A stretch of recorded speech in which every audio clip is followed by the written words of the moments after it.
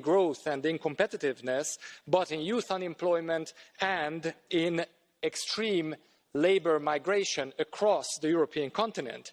And as you quite rightly pointed out, Madam President, not only monetary instruments but fiscal instruments need to be taken. Cohesion policy must be taken into consideration. Fight against corruption must be taken on board to close the wage gap across the member states of the European Union. Danke vielmals.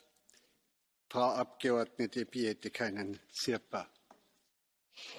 I would like to wholeheartedly thank you and congratulate ECB and its new leadership for, may I say, finally taking the climate and other environmental risks as economic risks, as financial stability risks, and hopefully also as systemic risks to be judged by systemic risk board in the future. I'm very happy to hear that that is going to be reflected in your strategy review and looking forward for that, and hope that will be reflected in all of ECB's market operation, that is substantial amount of financial flows we have to use either against or for the environment. Also, I'm glad to hear that the Commission is moving rapidly with the sustainable finance package, and a plea for both actors.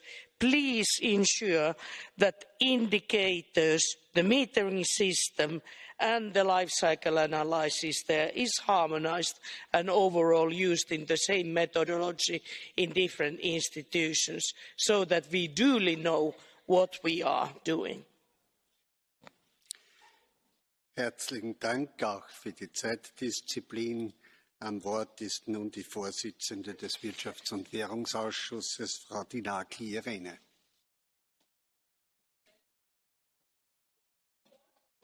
Micro, please, Madam. Okay. Thank you.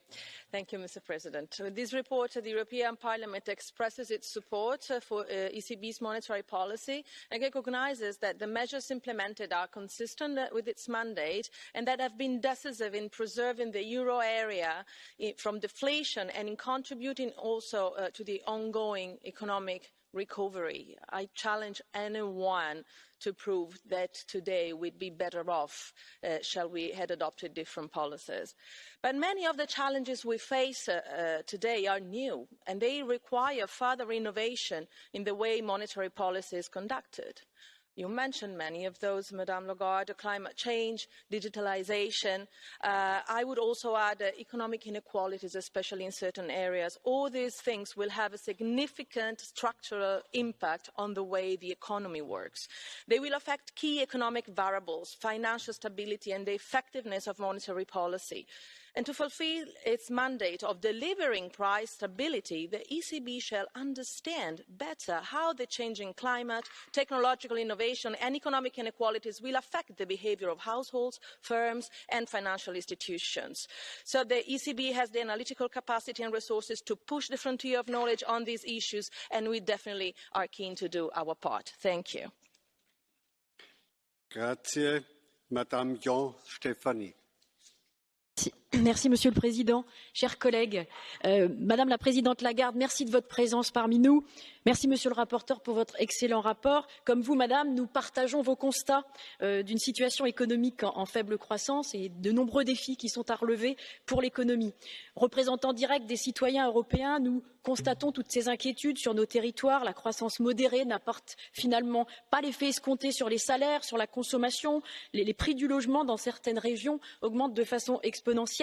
Plus globalement, le ralentissement de l'activité économique en Chine ou le Brexit risque de perturber davantage l'économie.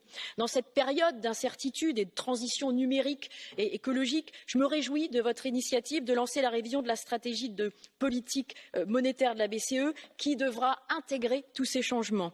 De nombreux chantiers sont donc à considérer dans cette feuille de route de la BCE, notamment des vrais progrès, en matière d'équilibre homme-femme dans la nomination de postes à responsabilité. L'étude de la pertinence d'une monnaie numérique BCE, certes, mais également surveiller l'évolution des crypto-monnaies pour lutter plus efficacement contre le blanchiment d'argent au financement des territoires, donner une vraie dimension internationale à l'euro, renforcer son rôle de monnaie de réserve.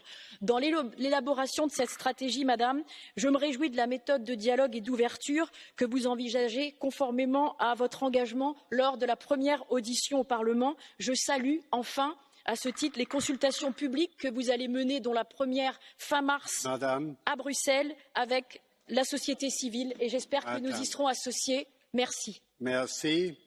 Madame Laporte-Hélène. Madame la Présidente, Monsieur le Président, mes chers collègues, Madame, vous êtes connue pour faire preuve de sagesse en raison de votre habileté à gérer des intérêts contradictoires. Un tableau qui est très flatteur, mais qui va être mis à lourde épreuve en tant que présidente de la BCE. Tout d'abord parce que la future revue de la politique monétaire, c'est un petit peu le serpent qui se mord la queue. Pour lutter contre la déflation et contre le chômage, votre prédécesseur Mario Draghi a adopté, en plus de la baisse des taux d'intérêt directeurs, des mesures non conventionnelles. Cette politique présente malheureusement les défauts de ses qualités. Les taux d'intérêt négatifs sont nuisibles aux épargnants et favorisent l'émergence de bulles spéculatives, appelant une normalisation de cette politique monétaire. Normalisation qui fragiliserait la reprise économique. Tout d'abord, comment comptez-vous sortir, entre guillemets, de cette impasse ? Par ailleurs, en dépit de votre attachement à l'indépendance la plus totale de la BCE, vous avez déclaré vouloir faire du changement climatique un sujet prioritaire pour répondre aux attentes de la Commission. En somme, une BCE plus verte, mais surtout, il faut l'admettre, plus politisée. Une orientation qui risque pourtant d'outrepasser les statuts de la BCE en empiétant sur les compétences souveraines des États membres. Comment appréhendez-vous cette contradiction? Merci beaucoup, Madame. Danke. Am Wort ist nun Herr Sven Giegold. Frau Lagarde, Herr Präsident, vielen Dank für Ihre Worte hier und gut, Sie hier zu sehen. Ich möchte Sie eigentlich ebenso wie ein Vorredner auch vorher schon auffordern, sich diesem Bereich der Kryptowährung und der Chancen der Digitalisierung für neue Zahlungsverkehrsmethoden sich das genau anzuschauen. Eine Zentralbank, die tatsächlich Bürgerinnen und Bürger über Methoden des Internets und der Digitalwährung Zugang zum Zahlungsverkehr direkt verschafft, kann letztlich dafür sorgen, dass digitale Dienstleistungen billiger werden und damit etwas in der öffentlichen Hand halten, wo es auch hingehört. Digitale Währungen sind kein Raum für Kriminelle wie heute, wo illegale Zahlungsverkehr durchgeführt wird, und digitale Währungen gehören auch nicht in die Hand von transnationalen Unternehmen. Und daher bieten Sie doch hier einen echten Vorteil für die Bürgerinnen und Bürger, indem Sie selber elektronisches Geld auf den Weg bringen mit der Sicherheit der Zentralbank und den neuen Technologien, die uns zur Verfügung stellen. Ich hoffe, das nehmen Sie auf den Weg. Danke. Danke, Herr Giegold. Herr Kollege Pedicini. Grazie Presidente. Presidente Lagarde, noi non voteremo a favore di questa risoluzione del Parlamento sulla relazione annuale della BCE perché non bastano le buone intenzioni di voler combattere i cambiamenti climatici per assolvere la BCE dal fallimento alle azioni di sostegno all'economia reale. E perché non basta la scusa delle incertezze internazionali e della Brexit per giustificare il calo improvviso del PIL che c'è stato nell'area euro tra il 2018 e il 2019, ma non in quegli Stati dell'Unione che non hanno adottato l'euro. Le misure non convenzionali poi sono stato l'ennesimo rifinanziamento alle banche, agli istituti bancari, ma le famiglie e le imprese non hanno visto un euro di quel denaro. Denaro che la BCE ha anche prelevato dagli Stati membri più indebitati per distribuirlo agli Stati più ricchi e per darlo alle banche piene di derivati e pieni di crediti non deteriorati. È per questo che la produzione industriale è calata vertiginosamente in questi anni e adesso la BCE si deve prendere la piena responsabilità di questo fallimento.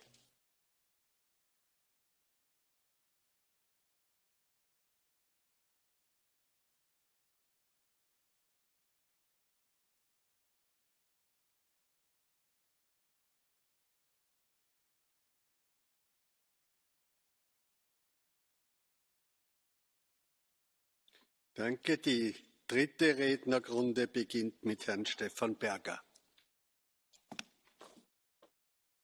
Ja, vielen Dank, Herr Präsident. Frau Lagarde, ich finde es gut, dass Sie angetreten sind, einen neuen Stil in der EZB zu etablieren, dass Sie die Politik überprüfen wollen und auch neu kommunizieren wollen und besser erklären wollen.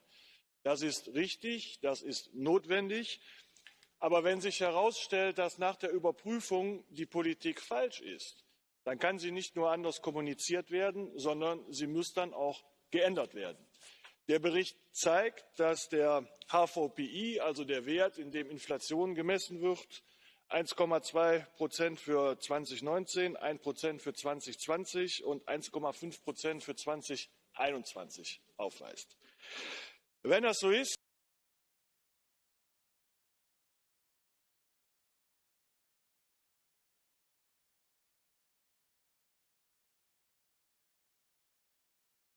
von Sparern mit hohen Spareinlagen bei den Banken.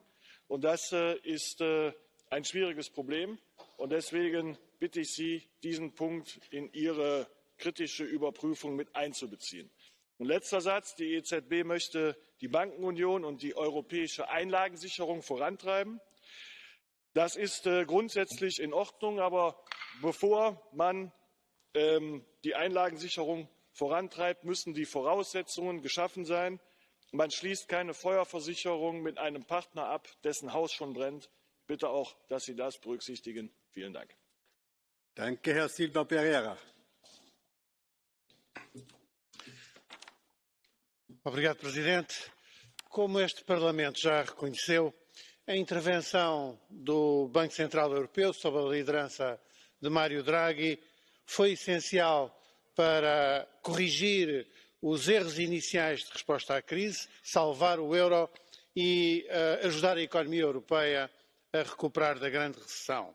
Hoje, com a nova liderança da Sra. Lagarde, há ventos novos, designadamente uma revisão estratégica importante para alinhar a política do BCE com os objetivos de combate às alterações climáticas e o Pacto Verde, sem prejuízo do seu mandato. Mas se o que está a mudar é importante, não menos importante é o que se mantém. Uma política monetária de estímulo à economia que continua a ser necessária com o atual abrandamento económico e a necessidade de cumprir as metas de inflação confiadas ao BCE. Enquanto os governos com margem de manobra orçamental se recusarem a contribuir com uma política orçamental mais expansionista, é de uma política monetária expansionista que a zona euro continua a precisar. Danke, Herr Kollege. Nun hat sich zu Wort gemeldet Herr Roglu-Engel. Sehr geehrte Frau Präsidentin Lagarde, sehr geehrter Herr Dombrovskis, liebe Kollegen! Ich möchte mich bei dem Bericht auf einen Fokus legen, und zwar ist das Bargeld. Sie haben, Frau Lagarde, in letzter Zeit sehr oft darüber gesprochen, dass Sie das Vertrauen der Bürger gewinnen wollen. Und das habe ich mir zu Herzen genommen und möchte Ihnen da gerne etwas auf den mitgeben. Die Bürger in der Europäischen Union haben Angst vor der Abschaffung des Bargelds. Die Abschaffung des 500-Euro-Scheins ist sozusagen ein Indiz dazu. Dadurch verlieren die Bürger weiter an Vertrauen in die Europäische Union. Bargeld ist jedoch ein wichtiges Zeichen von Freiheit und Unabhängigkeit. Hinzu kommt, dass Bargeld vor Negativzinsen geschützt ist. Daher war es für mich wichtig, bei der Beibehaltung des Bargelds als Position des Parlaments hervorzuheben. Und ich habe einen Änderungsantrag gestellt, der nunmehr auch in Nummer 75 in diesem Papier dargestellt ist. Und ich möchte Ihnen gerne mitgeben, sozusagen, dass Sie den Bürgern die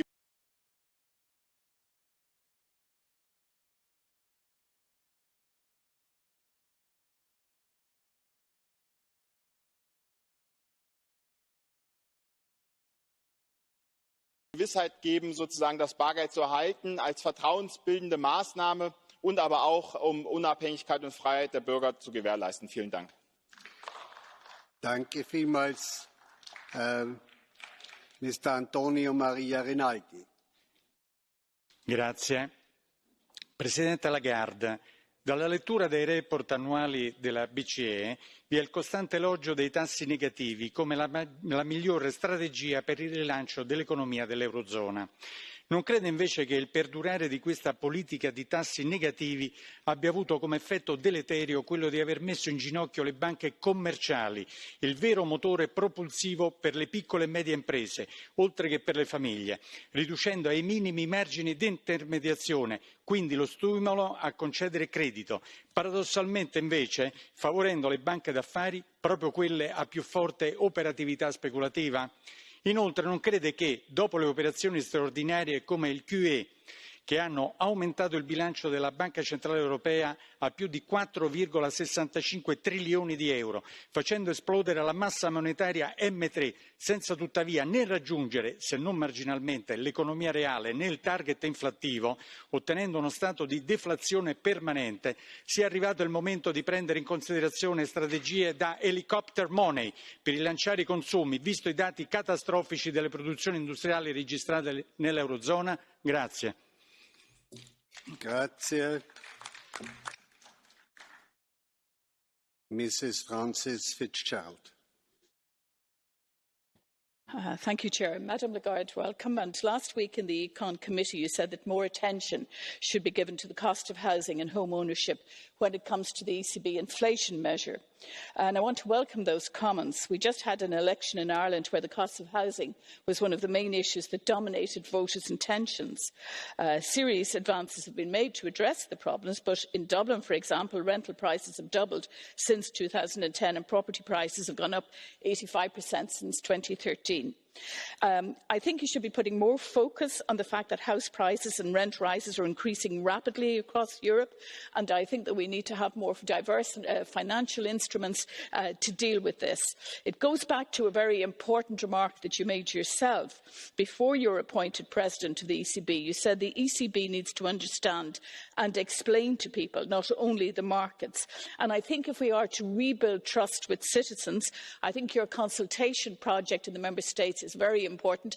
I see that as really democracy building, very important. But I think the housing issue is crucial because if we want to keep in touch with our citizens, we need to understand properly and account for the serious issues that they face in society.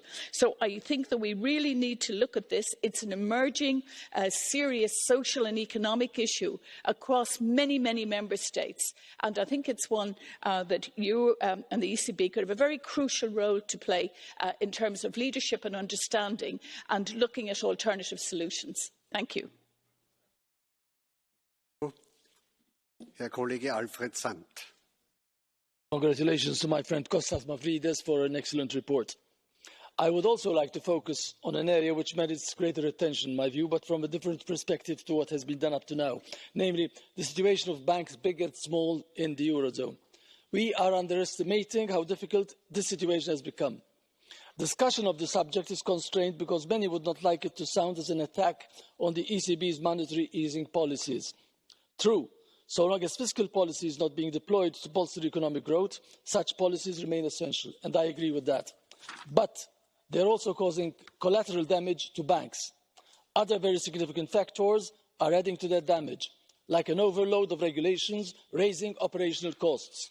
Yet, while a capital markets union is being promoted in Europe, the reliance on banks for business financing has grown. Banks are curtailing their services to cut costs and to remain profitable, with negative economic and social consequences. It is illusory to hope that this will lead to the emergence of European champions in the banking sector.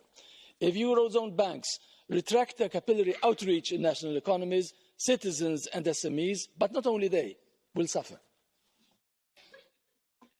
Danke. Zu Wort gemeldet hat sich Herr Kollege Haider. Danke, Herr Vorsitzender. Dieser vorliegende Bericht ist gelinde gesagt eine Verhöhnung des Europäischen Parlaments. Dieser Bericht ist geradezu ein Paradebeispiel für Schönfärberei einerseits und Vertuschung andererseits. Das leichte Wirtschaftswachstum in der Eurozone wird als Ergebnis der fatalen Niedrigzinspolitik dargestellt, obwohl es dafür überhaupt keine Anhaltspunkte gibt. Die enormen Verluste, die die Sparer in der Eurozone erleiden müssen, kein Wort in diesem Bericht. Die immer höheren Risiken, die institutionelle Anleger wie etwa die Pensionskassen nehmen müssen, nicht in diesem Bericht. Die Überhitzung der Finanzmärkte durch die lockere Geldpolitik, nicht in diesem Bericht.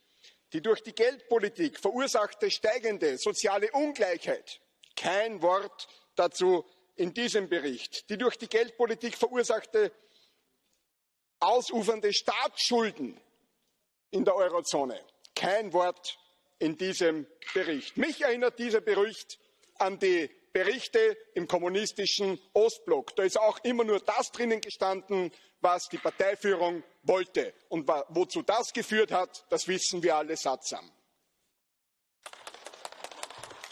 Madame Leluk. Madame Lagarde, merci d'être avec nous. Vous avez choisi de poursuivre une politique monétaire dite d'assouplissement quantitatif pour soutenir l'activité économique.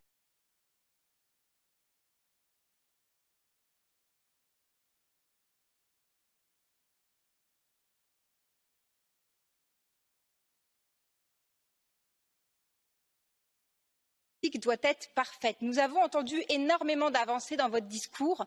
Il me manquerait un point qui est celui de la spéculation et sur ce point, je reste sur ma faim. Nous savons que les politiques d'assouplement quantitatif ces dernières années ont certes soutenu l'économie réelle et il fallait le faire, mais ont aussi engendré une hypertrophie de l'affaire financière et je voudrais savoir ce que la Banque centrale européenne compte concrètement faire pour lutter contre la spéculation. Merci beaucoup. Danke. Herr Kollege Tank-Paul. Thank you, President, and welcome, Madame Lagarde. A fresh wind is blowing through the ECB. No public spats, but a constructive dialogue. How can we prop up Eurozone growth? How can the ECB stop funding polluting activities? And how can we promote gender equality among ECB decision makers? And of course, every new job starts with credit. And the trick is, don't waste it. That is why, Madame Lagarde, I call upon you to make real progress now that you can. The ECB needs to get in gear to implement the EU taxonomy and avoid activities that do significant harm. Besides, you should encourage governments to invest substantially in sustainability, reaping the benefits of the low interest rates and pushing that rate up, and in that way restore the full potential of monetary policy. Continue confidently along this path, Madame Lagarde, and I have no doubt that the male central bankers will dance to your tune. Thank you.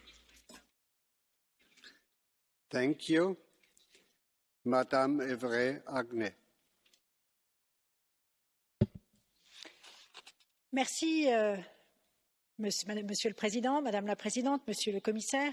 Le rapport annuel sur la Banque centrale européenne 2018 que nous voterons demain en séance plénière sera le premier document que nous vous transmettrons au nom du Parlement européen. J'espère que ces recommandations permettront de servir de base pour un dialogue fréquent avec notre Commission des affaires économiques et monétaires. Dans ce rapport, nous évoquons notamment les enjeux auxquels seront confrontées nos économies et donc la Banque centrale européenne dans les années à venir. En janvier, à Davos, lors du Forum économique mondial, vous avez notamment évoqué la nécessité de renforcer la cyber-résilience en Europe et dans le top 5 des risques mondiaux pour 2020, une cyberattaque de grande ampleur aurait des conséquences considérables pour l'économie européenne. Il est donc plus urgent que jamais de renouveler l'architecture de coopération européenne et internationale en la matière. Nous devons élaborer des stratégies communes et déployer des efforts coordonnés pour faire face aux risques créés par la transformation digitale. L'acceptation des risques auxquels nous sommes confrontés est une première étape, mais la prochaine doit être l'action. Nous devons garantir la résistance des infrastructures des marchés financiers et promouvoir la coopération en la matière entre les banques de la zone euro. Je sais, Madame Lagarde, pouvoir compter sur votre fermeté et votre implication pour relever ce défi. Je vous remercie. Merci. Wir kommen jetzt zum Catch-the-Eye-Verfahren. Ich habe 14 Personen genannt.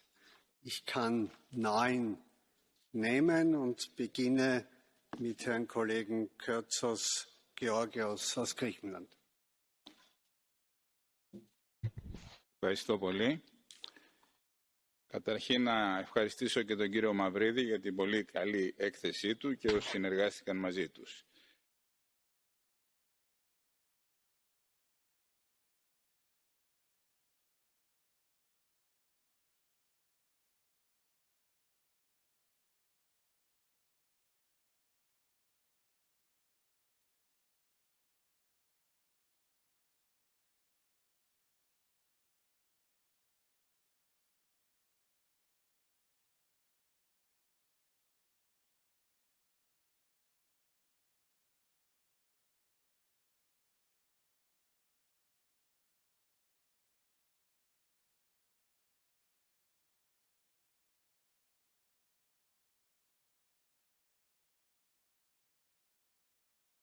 Δημοσίων δαπανών, ώστε να τις κάνουμε περισσότερο ποιοτικές και αν είναι δυνατόν επενδυτικές. Θα ήθελα λοιπόν κάποιο σχόλιο και από την κυρία Λαγκάρτ. Ευχαριστώ. Danke. Frau Marques.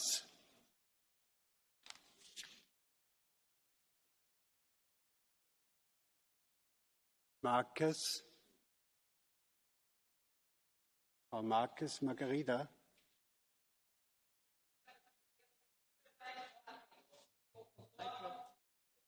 Micro, please.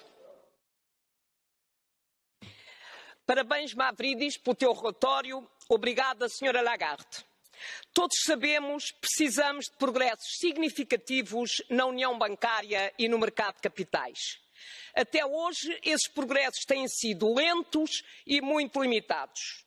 O terceiro pilar da união bancária está longe de estar finalizado. Um papel fortalecido do euro precisa, antes de tudo, de vontade política. Há que completar a União Económica e Monetária como um instrumento orçamental capaz de responder a choques exógenos e com um safe asset.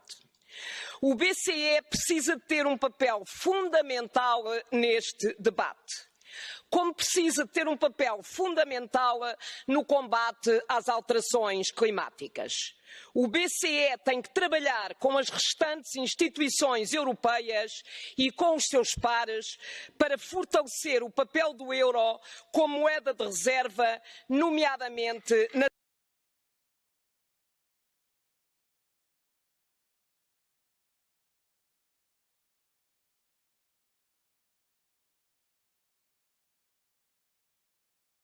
instâncias internacionais onde está presente. Muito obrigada. Dank, Herr Beckerinnen.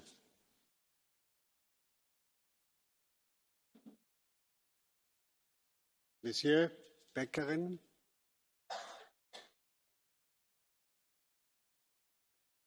Is not here. Mr. Correa, Billy. Thank you.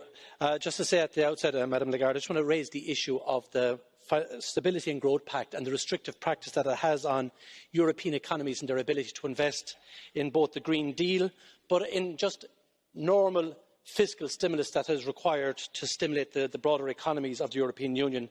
And I think in that context, the EU Commission is carrying out a review of the Stability and Growth Pact in the near future.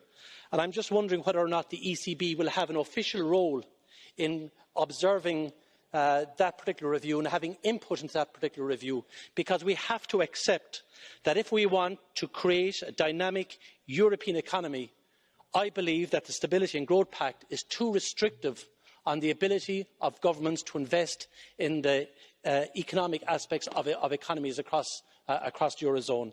And finally, as well, I would ask that you would also look at Irish banks and the interest rates that they are charging for mortgages and small and medium-sized businesses, bearing in mind we're in the Eurozone and our banks are charging 2 to 3 times the interest rates that the rest of Europe pays in mortgages and lending to small and medium-sized businesses. Thank you. Ciao. Mr. Ciao Ferreira. Obrigado, Presidente. Como aqui foi reconhecido, as prolongadas medidas não convencionais de política monetária não têm sido suficientes por si só para travar a pronunciada desaceleração económica, além de que tendem a esgotar o seu alcance. Não sabemos quando virá o próximo pico da crise, mas sabemos que encontrará as economias da periferia da zona euro tão desprotegidas como há uma década. Com o elevado endividamento, ele próprio uma consequência da moeda única. E esgotado o alcance das medidas não convencionais, ficará mais exposta toda a sua vulnerabilidade, a vulnerabilidade destes países, presos na armadilha do euro. Armadilha que impõe políticas, designadamente no plano orçamental, que travam o crescimento, esmagam o investimento e os salários, degradam o aparelho produtivo e os serviços públicos, os mesmos que dizem ser necessária uma política orçamental favorável ao crescimento, tudo fazem para impor o obstinado cumprimento de um pacto de estabilidade em versão revista e reforçada. Eis a armadilha do euro. Dizem que é preciso aprofundá-la. O que é necessário, porém, é desmontá-la. Muito obrigado. Thank you. Mr. Castaldo. Signor Presidente, cari colleghi, la strada verso un'unione economica e monetaria più solida è piena di questioni ancora irrisolte, questioni che richiedono sforzi da parte di tutti per la loro soluzione. Dopo alcuni progressi timidi registrati durante la crisi, il ritmo delle riforme è totalmente rallentato. Alcuni progetti, anche se fra i meno controversi, sono stati attuati, ma una proposta fondamentale per completare l'unione bancaria, come il sistema europeo di assicurazione universale dei depositi, fatica ancora a procedere. Data la persistente vulnerabilità dell'Eurozona, il completamento dell'EDIS, un pezzo fondamentale per garantire ai risparmiatori con un rafforzamento delle misure di riduzione dei rischi, resta una necessità per l'Unione. Andando avanti con l'EDIS potremmo ridurre la frammentazione finanziaria garantendo un ruolo più ampio ai capitali privati nell'ammortizzare gli shock economici e finanziari. Ma voglio ribadirlo, insistere solo sulla riduzione del rischio come condizione preliminare per il lancio dell'EDIS è sbagliato. Non si può cercare di ridurre il rischio mettendo ponderazione ad esempio sui titoli di Stato, sarebbe assurdo. Lasceremo un sistema finanziario europeo più fragile e sottoposto alle influenze contingenti. Dobbiamo agire subito, il prezzo da pagare sarebbe terribile per rimanere immobili. Grazie. Mr. Kelly.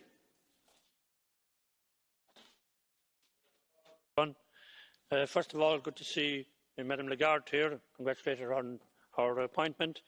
And indeed, herself and her predecessor, Mr. Draghi, are to be congratulated on keeping the euro afloat and keeping the European economy in a stable position. Having said that, I want to ask one question in particular. We have had an election in Ireland, and one of the big issues there was in relation to housing. Mr. Kelleher referred to the interest rates, but not only the interest rates, but also the rules of borrowing. And we have a situation now where people who are well educated, with very good jobs, cannot afford to buy a house. There are issues in relation to the supply of housing, but even where the supply is available, this is causing a huge concern for them, and many people are now living with their parents because, while having been well educated, as I said, good jobs, well paid, they cannot afford to buy a house because of the rules implemented by our banks. Can she offer some leeway in that regard and some hope to those people that what was the norm in the past can apply in the future? You have a good job, you can buy a house. Thank you, Mr. Ruiz de Vesa. Muchas gracias, señor presidente. Muchas gracias, señora presidenta Lagarde, vicepresidente Dombrovskis. Yo, en primer lugar, quiero trasladar mi apoyo al informe que ha preparado mi colega Costas Mavrides, del Grupo Socialista. Creo que es muy completo y contiene los elementos esenciales. Quizás un elemento adicional, en la línea de lo que también ha señalado el portavoz en la materia del Grupo Socialista, el señor Fernández, de la consideración de nuevos instrumentos. Yo creo que es evidente que solamente con los tipos ultrabajos y con el programa de compras va a ser difícil conseguir el objetivo. Es verdad que se necesita el apoyo fiscal, pero el objetivo de inflación del Banco Central Europeo es incondicional. Debe cumplir su mandato de manera incondicional. Tal vez este instrumento, a su consideración, podría ser una transferencia directa a los hogares de la eurozona para impulsar el consumo y alcanzar de esta manera el objetivo de cerca pero debajo del 2%. Thank you. Wir beschließen damit das Catch-the-Eye-Verfahren und ich darf den Vizepräsidenten der Kommission, Herrn Dombrovskis, für seine abschließenden Worte ersuchen.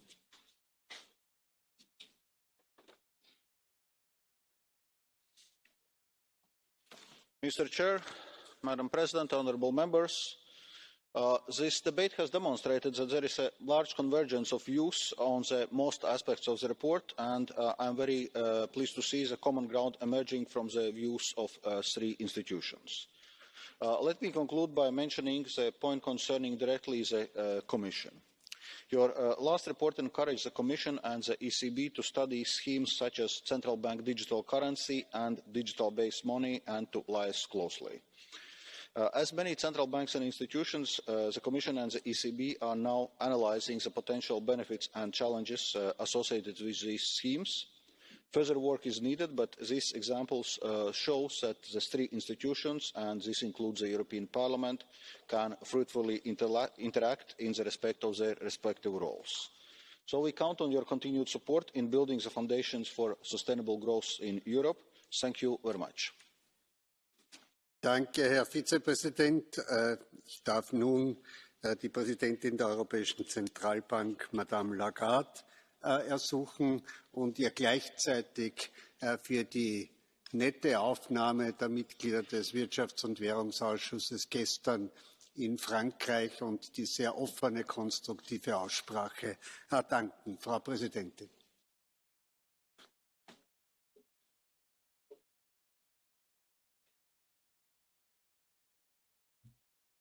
Shall I press? It's working. It is working. Okay. Well, Mr. President, members of Parliament, I didn't know that you had to be standing to address this assembly, so I offer my apologies for not having done so in the first place. And therefore, I will align with the rule that you seem to have amongst you. And I would like to, first of all, thank you very much for this dialogue that we had. It's very much part of what we at the European Central Bank and more broadly within the Eurosystem, we want to actually have with public opinions, with civil society representatives, but more importantly, with those who represent the citizens of Europe, that is you, members of Parliament who've been elected by them. And this is very much part of the accountability that we have towards you and through you to the citizens of Europe. We have conducted a few changes in the last few months, but certainly one of those that I very much look forward to implementing as we go into the strategy review that has been approved last month is the constant dialogue that we need to have and what we have called the outreach with you and through you with the citizens of Europe. So thank you for that. I thought I would just touch on some items of our strategy review to address some of the points that you have made. First of all, some of you have touched on the monetary policy and the current components of the instruments that we use in order to implement our policy and have been doing so since 2014. And to those who argue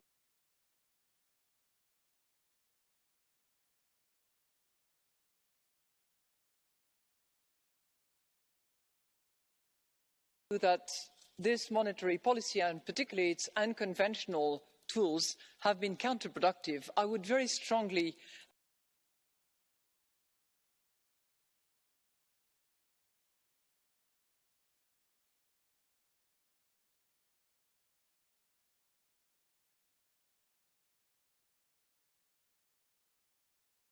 quantify carefully and precisely by how much growth has been lifted in the euro area, but our models actually indicate that that growth has been probably higher by a margin of about 2.5 to 3% ever since those policies were put in place.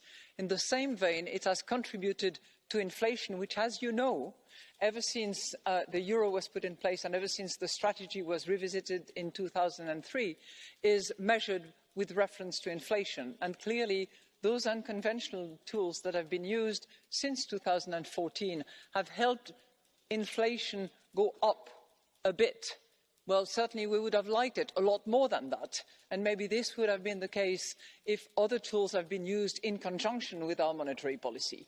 But be it as it was, certainly inflation has increased by a factor of about, half a percentage point, probably, which is certainly not bad given the level where we are.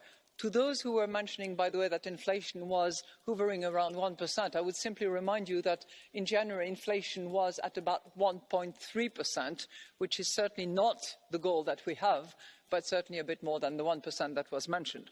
So those unconventional tools that were used and the instruments that were deployed helped our economies and continue to help our economies. When you look at the volume and the number of new financing that are put in place for the real economy, whether it's the corporate or whether it's the households, we are seeing clearly financing that is very low in terms of cost. And I take the point that you made, sir, about the Irish banks and how much they charge and what interest rates they include, and we'll look into that for sure.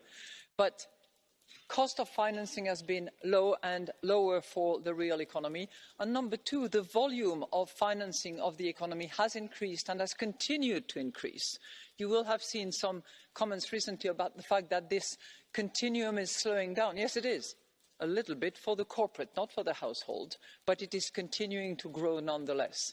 So I would contend that in the main, it has had very positive effect for our economies. And as part of our strategy review, we'll look at how much and how effective it has been, but we will also look, as some of you have mentioned, to the potential side effects and to the cumulated side effects that it could have on citizens and on the economies as well. So that will be very much part and parcel of our review.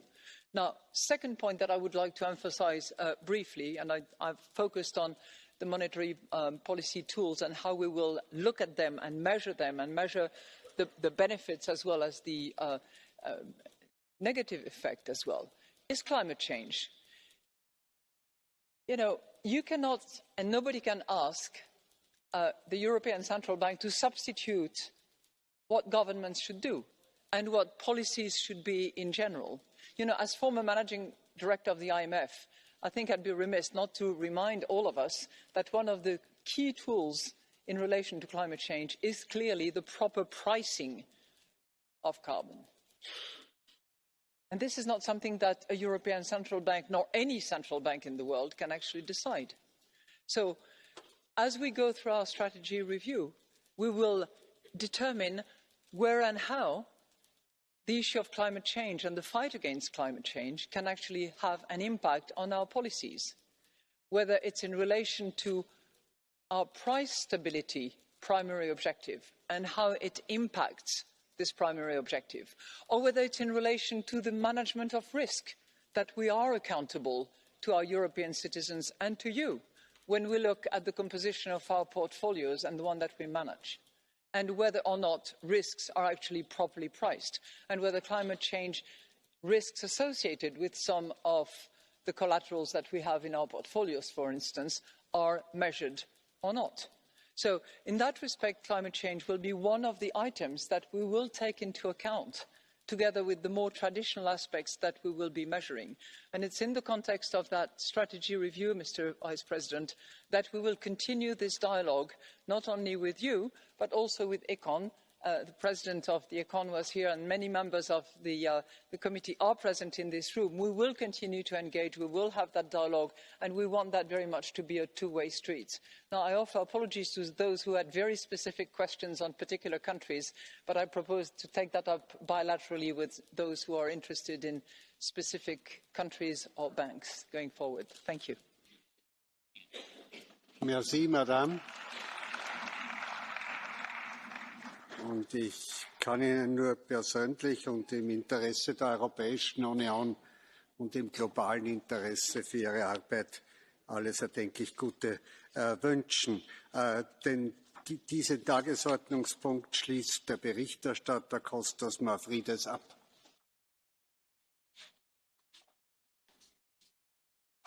Thank you, Mr. President. I will be short myself too.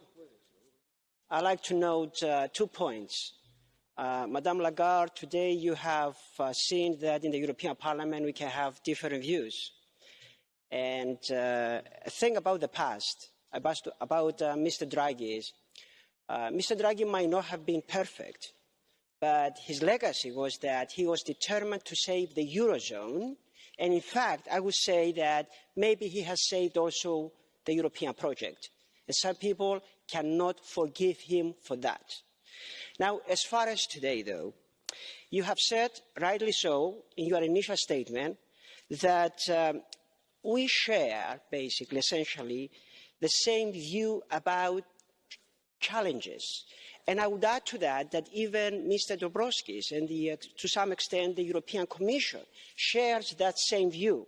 That's why I would add to that, though, that certain elements, just like what you have noticed before, are missing. I think that the major challenge for all of us is to deliver to the European citizens and to the improvement of their lives in certain specific ways. Completion of the banking union, completion of the capital market union, and much more. Therefore, it is up to you, Madam, and we're going to be next to you towards real convergence of the economies. Thank you for being today here with us. Herzlichen Dank.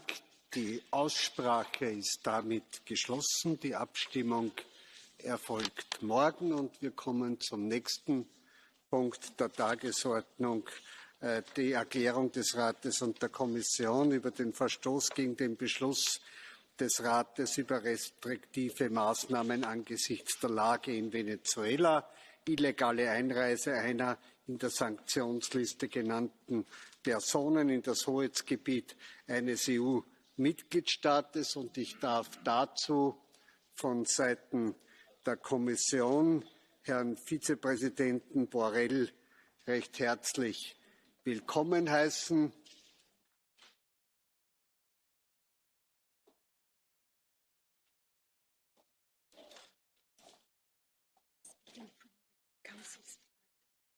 Is here? Council.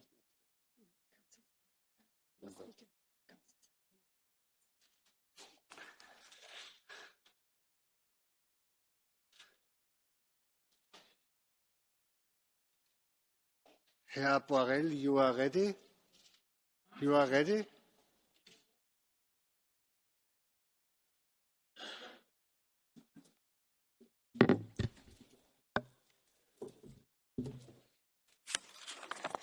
Herr Borrell spricht in seiner Rolle als hoher Beauftragter des Rates namens des Rates und der Kommission zu uns. Sie haben das Wort. Muchas gracias, señor presidente. The current subject of debate concerns an alleged breach of European Union sanctions currently enforced vis-à-vis Venezuela. These were put in place in 2017 as part of the European Union's efforts to foster a credible and meaningful process that can lead to a peaceful negotiated solution for the reinstatement of democracy and the rule of law. New member states to take the necessary measures to prevent the entry into or transit through the territories of the listed persons. As you know, there is a division of competences in the area of sanctions within the European Union.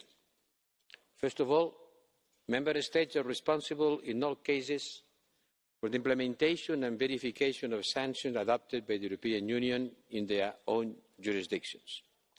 Member states, I repeat, are responsible in all cases for the implementation and verification of sanctions adopted by the European Union.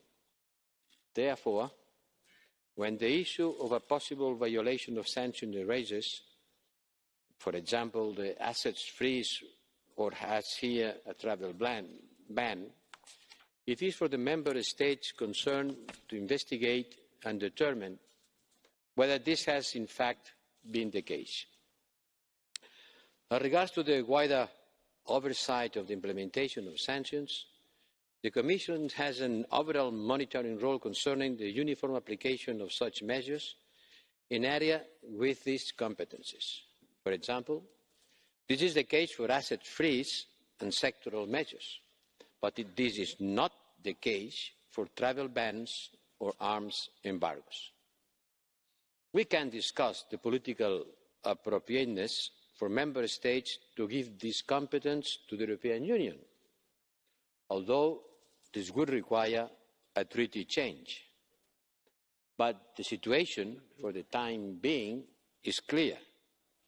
The Commission cannot initiate any infringement procedure regarding a possible travel ban violation. Travel bans are in practice only contained in Council decisions, and they do not, therefore, fall under Union law. Consequently, the Commission does not play a role in monitoring the implementation and cannot initiate an infringement procedure. As High Representative, talking here from the side of the Council, I am also responsible for ensuring the consistent application of the common foreign and security policy, including sanctions, adopted by Member States in Council.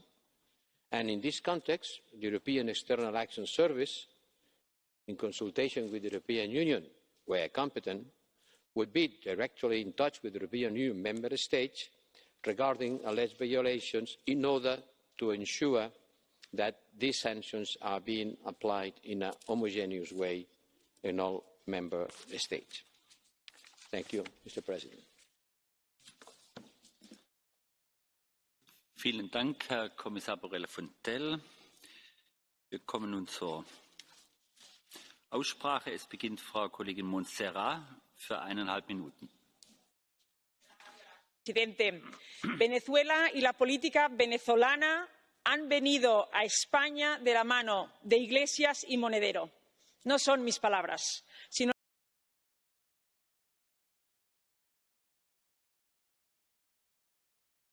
las de Pedro Sánchez, actual presidente del Gobierno de España.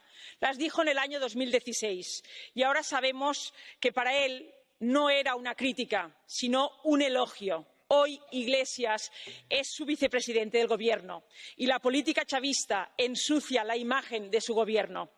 El Gobierno de Sánchez es quien ha abierto las puertas de Europa al chavismo, porque un ministro socialista, Ábalos, se reunió con la vicepresidenta del dictador Maduro, Delcy Rodríguez, en territorio español, en suelo europeo, vulnerando el régimen de sanciones que la Unión Europea impone a un régimen totalitario que pisotea los derechos humanos. El Gobierno de Sánchez no solo ha incumplido, el Gobierno de Sánchez miente. Cualquier nueva versión sobre el encuentro convierte en mentira la anterior. Ha perdido toda la credibilidad y deben ser las instituciones europeas las que investiguen la verdad. El venezolano es un pueblo hermano para el español.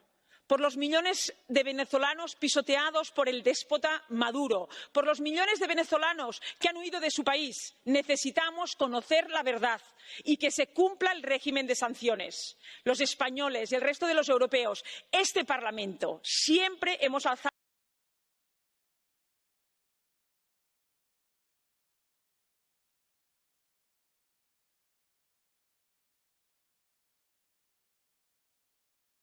la voz en defensa de la libertad de Venezuela.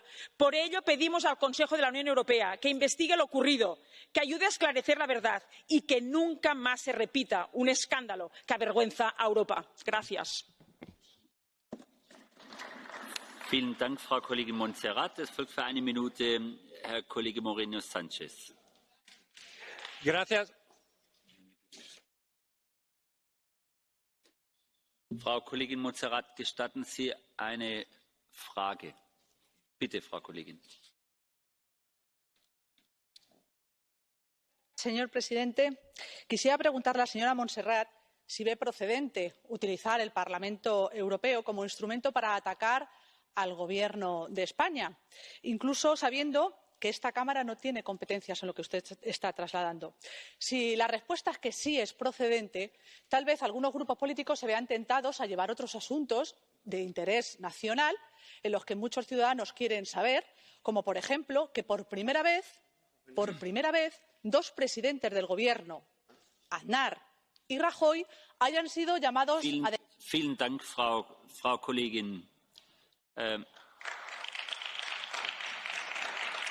Ich weise darauf hin, dass ich sowohl bei Frage als auch bei Antwort im blauen Kartensystem nach 30 Sekunden ohne weiteres Klopfen unterbrechen werde.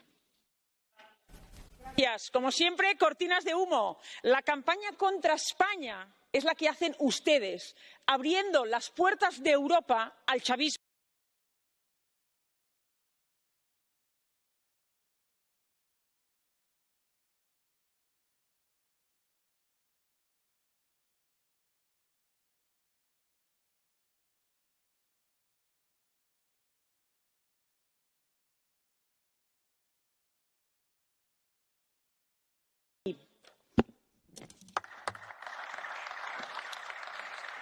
Señor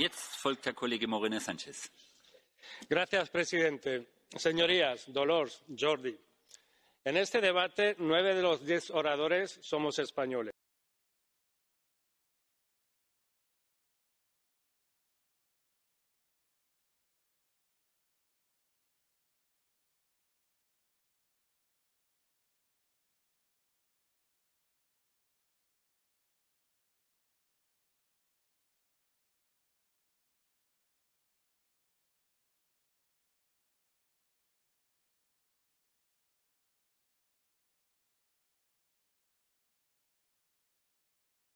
Que están dañando gravemente la imagen de España en este Parlamento.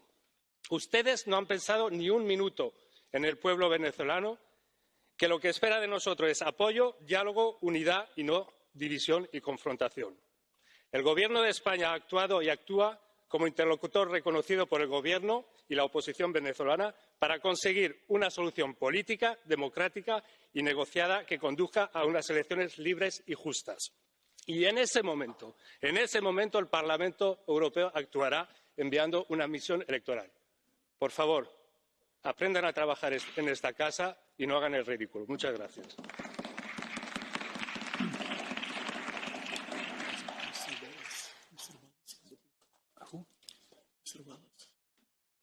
Herr Kollege Moreno Sanchez, gestatten Sie eine Frage von Herrn Kollegen Wallace?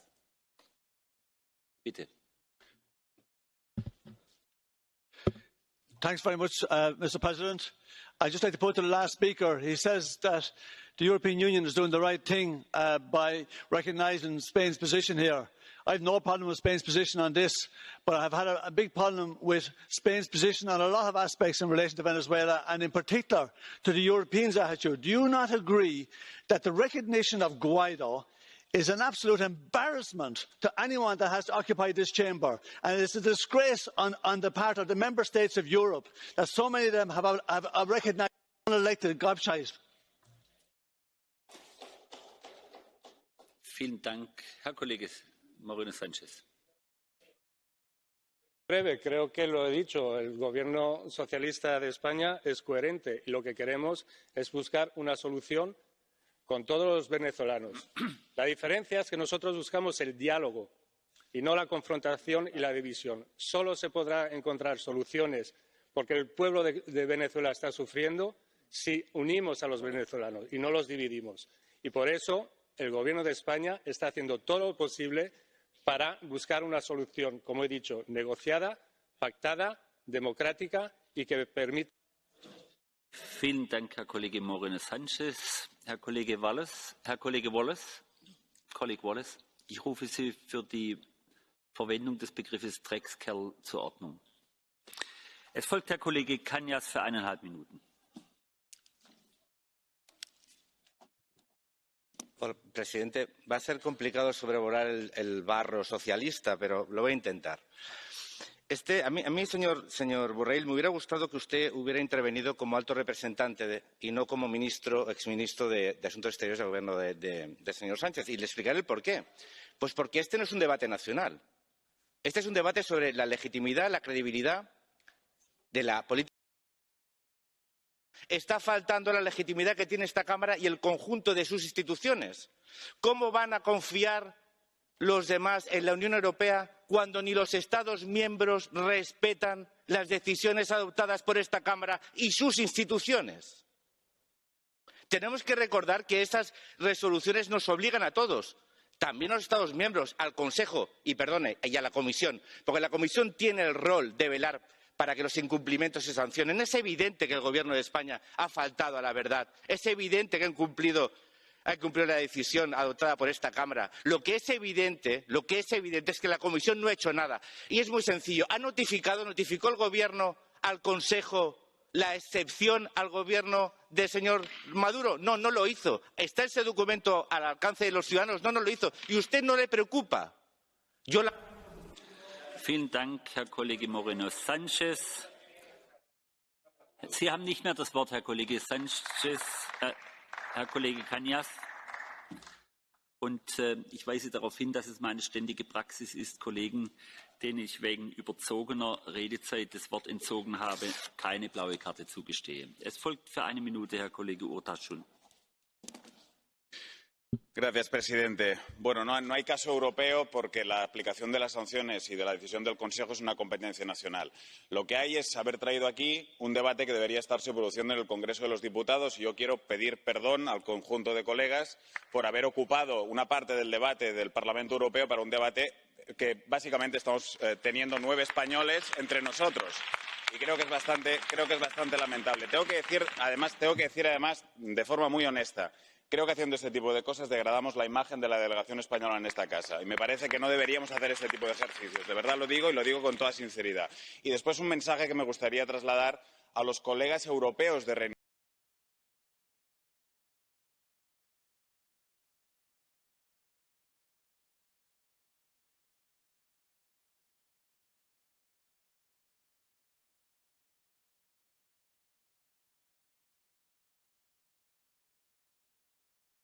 Unido y del Partido Popular, que hoy no han venido, la gran mayoría, algunos sí, los que están les respeto mucho, y en cambio el lunes decidieron votar tener este debate. ¿Qué vamos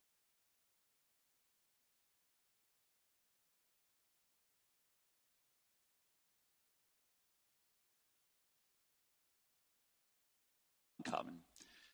Es gehört zu meiner ständigen Praxis, dass wenn ich einem Redner das Wort entzogen habe, weil die Redezeit überschritten hat, dass ich ihn nicht dadurch belohne, dass ich ihm eine Frage zukommen lasse. Und ich werde auch, Herr Kollege Cañas,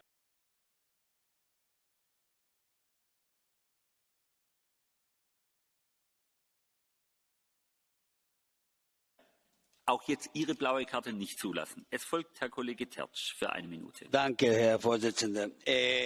La verdad es que tiene guasa, señor Borrell, que nosotros, el Parlamento, la Comisión, el Consejo, que está haciendo injerencias permanentemente en todas partes, resulta que es una injerencia que reaccionemos a la violación de una decisión de la Unión Europea de imponer sanciones a una serie de criminales que gobiernan en esa mafia comunista y narcotraficante de Venezuela. Tiene guasa que eso resulta que nosotros no podemos hacer nada cuando estamos metiéndonos en la educación de los húngaros, nos estamos metiendo en la justicia de los polacos, etcétera, etcétera. Y por otra parte, por Dios, no digamos que esto es un debate español, esto es un debate sobre el respeto de las reglas de la Unión Europea que han sido violadas groseramente por un gobierno social comunista que tenemos en España desde hace un mes y que ya ha hecho una cita clandestina con un régimen criminal en territorio español. ¿Quién sabe para qué? ¿Quién sabe con qué condiciones? Y quién sabe con qué razones oscuras. Muchas gracias. Vielen Dank, Herr Kollege Tertsch. Es folgt für eine Minute Frau Kollegin Villanueva Ruiz. Miren, es absolutamente grotesco e irresponsable el uso que se hace una y otra vez del pueblo de Venezuela. Solo dejan en evidencia, bastante poco les importa a ustedes los venezolanos y las venezolanas. Venezuela es un país dividido, lo que necesita es responsabilidad, necesita que acabemos con las sanciones que sufre el pueblo, que apoyemos el diálogo, la negociación y que se puedan celebrar elecciones con garantías. Veíamos al señor Test mandar un mensaje a todo el Parlamento Europeo diciendo que en España creaba una enorme ansiedad con quién se encuentra el ministro de nuestro país. En serio, de verdad, ansiedad. Ansiedad, señor Test, genera el poder dar un futuro a nuestros jóvenes. Ansiedad genera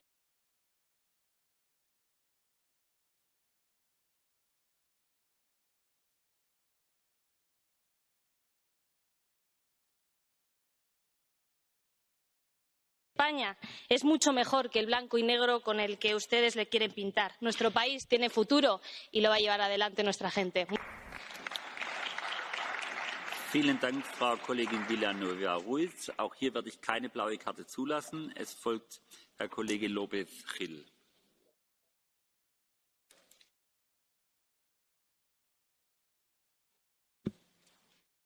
La verdad es que esto no se trata de un debate sobre España ni sobre Venezuela. Es una necesaria actuación sobre el valor de nuestras sanciones y nuestros principios. Hay valores intrínsecos a la formación de esta Unión, como lo es el funcionamiento de un país que respete a su Estado de Derecho, a la transparencia, a la legalidad. Recientemente hemos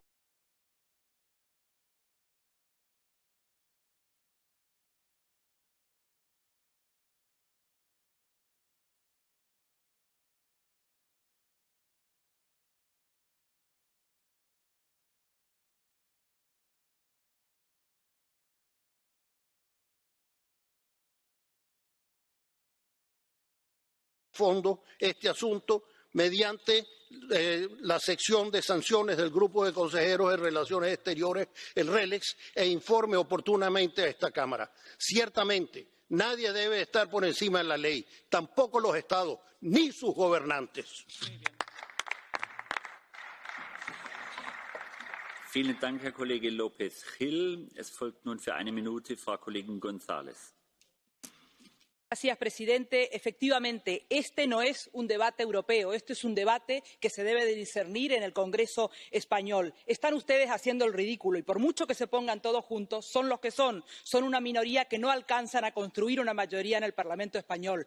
Yo también pido disculpas al resto de diputados por tener que soportar un debate que debería haberse producido en el Congreso de España. Obedece a que su fuerza política no tiene más que 10 diputados. Su fuerza política va a desaparecer porque todas las estadísticas, todas las encuestas le dan justamente que son insignificantes. Así que, señor Cañas, señorías del partido Renew, señorías de Ciudadanos, traigan a este Parlamento posiciones, soluciones constructivas para aliviar el dolor del pueblo venezolano.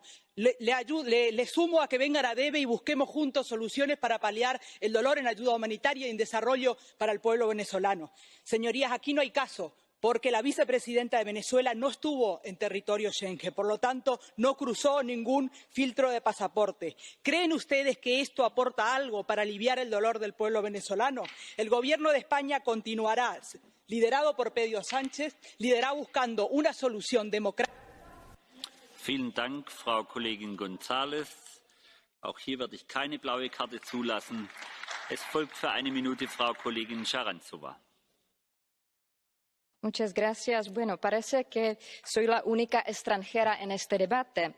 Pues quiero decir que tenemos el debate hoy porque ayer la mayoría de esta Cámara votó en favor de este debate.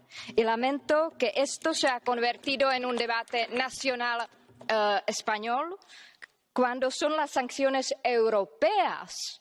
Y es lo que está en juego es la credibilidad de la Unión Europea. Este caso socava seriamente nuestra credibilidad frente a los ciudadanos venezolanos que esperan justicia y nuestro apoyo. Ustedes, especialmente los que estuvieron aquí en el último mandato, sabrán que ya cada vez que tenemos un debate sobre Venezuela he dicho lo mismo. Sanciones selectivas. Pasaron 3 años antes de que el Consejo diera por fin el primer paso. Las sanciones selectivas son la herramienta pacífica más fuerte que tenemos para presionar al régimen a negociar y de parar la represión violenta contra los venezolanos. Gracias. Vielen Dank, Frau Kollegin Charanzova. Gestatten Sie eine Frage von Herrn Kollegen García del Blanco? Do you accept the blue card? Herr Kollege.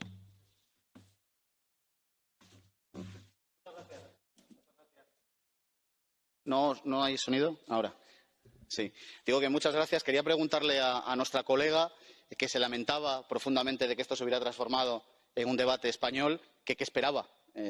Si al final, evidentemente, esto es un asunto de política nacional que se va a dirimir además en el Congreso de España, que tiene un debate previsto para los próximos días y que al final aquí simplemente se trata de la imposibilidad de un grupo que no acaba de encontrar su espacio político para, de alguna manera, saber qué es lo que tiene que hacer y cuáles son las competencias de cada uno de los parlamentos. ¿No se siente usted engañada por sus compañeros de Ciudadanos?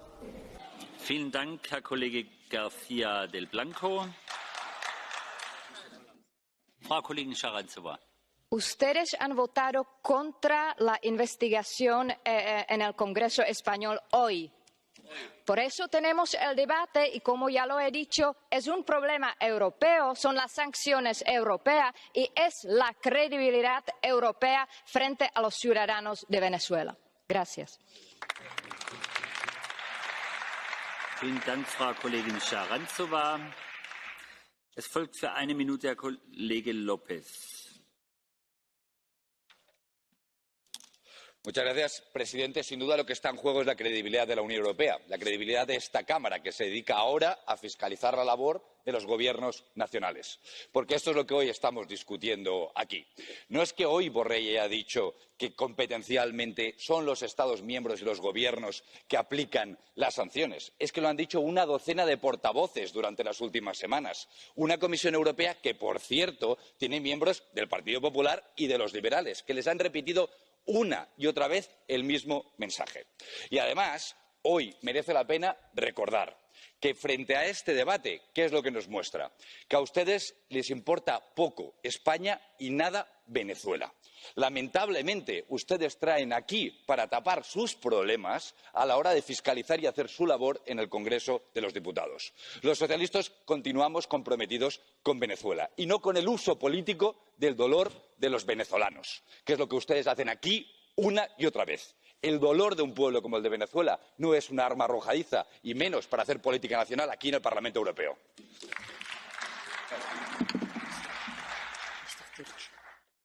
Vielen Dank, Herr Kollege López. Gestatten Sie eine Frage von Herrn Kollegen Tertsch? Do you allow a question of Kollege Tertsch? No. Wir kommen dann zum Catch-the-Eye-Verfahren. Es beginnt, Herr Kollege. Ich habe mehr als doppelt so viele Wortmeldungen, als wir Zeit haben. Ich werde auch spanische Kollegen berücksichtigen, aber die nicht-spanischen jedenfalls auch. Herr Kollege López Aguilar.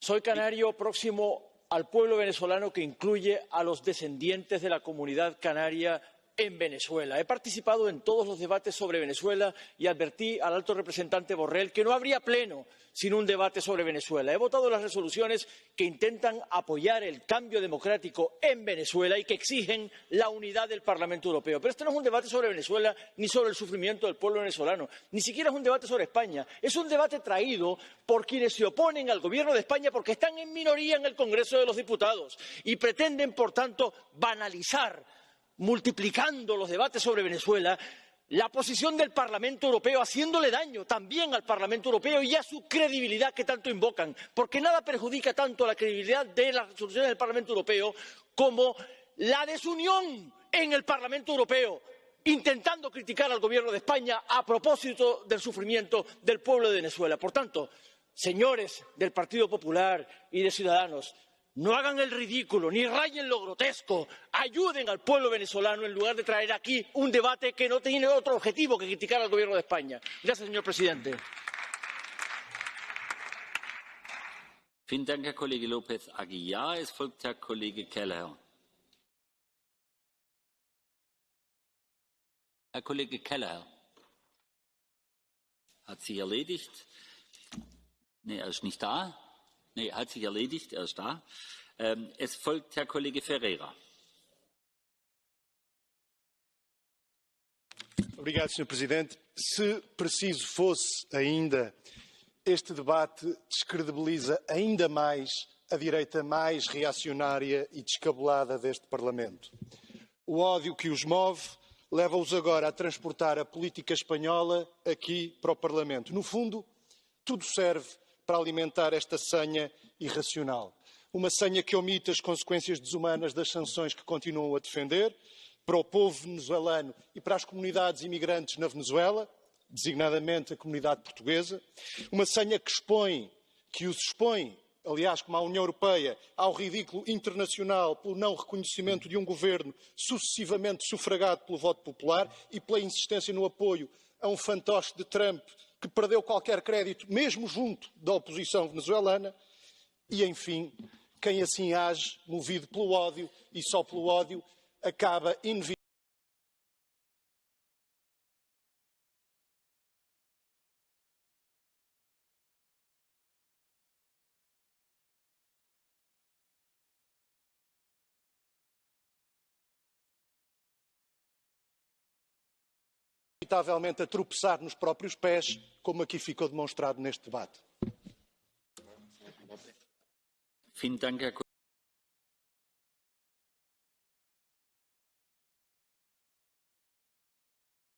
roto un juguete. Solo así se puede entender que el grupo parlamentario que más representación ha perdido en las elecciones generales en mi país se empeñe en mantener abierto un debate que hasta la propia Comisión Europea entiende que está cerrado. La verdad es que es lamentable ver que mientras nuestro Gobierno hace un esfuerzo porque le vaya bien a las familias trabajadoras, subiendo el salario mínimo interprofesional, reforzando los servicios públicos, luchando contra la ludopatía, ustedes aquí se dedican, y en otros lugares, a lo mismo, al chascarrillo, al veto fanático y a hacer piña con sus amigos de la extrema derecha. Yo les pediría que nos hicieran un favor y nos ahorraran a todos y a todas este bochorno, ahora y en el futuro, y sugerirles que un poquito más de responsabilidad y un poquito más de trabajo por los intereses de nuestro pueblo. Gracias.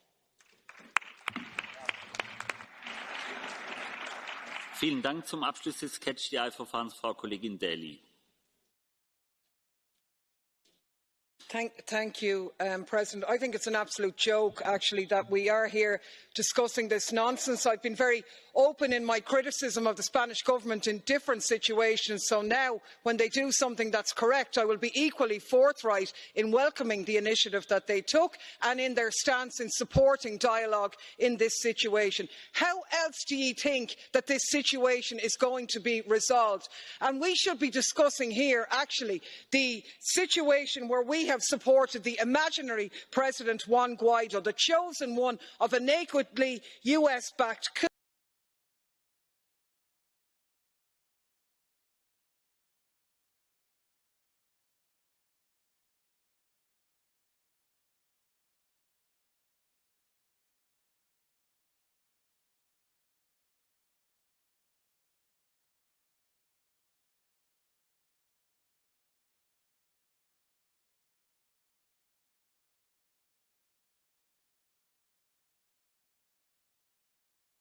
Taken, and I condemn the initiatives taken here to derail that project.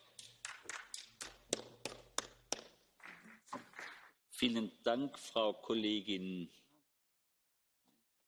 Das Catch-the-Eye-Verfahren ist damit, Frau Kollegin Delcy, das Catch-the-Eye-Verfahren ist damit abgeschlossen. Wir kommen nochmals zu einer Wortmeldung des Hohen Vertreters der Kommission, Herrn Kommissar Borrell Fontelles.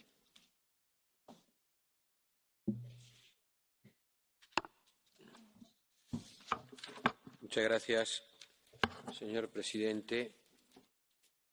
En efecto, se trata de sanciones europeas, pero, de acuerdo con las normas europeas, la implementación de estas sanciones y la vigilancia de los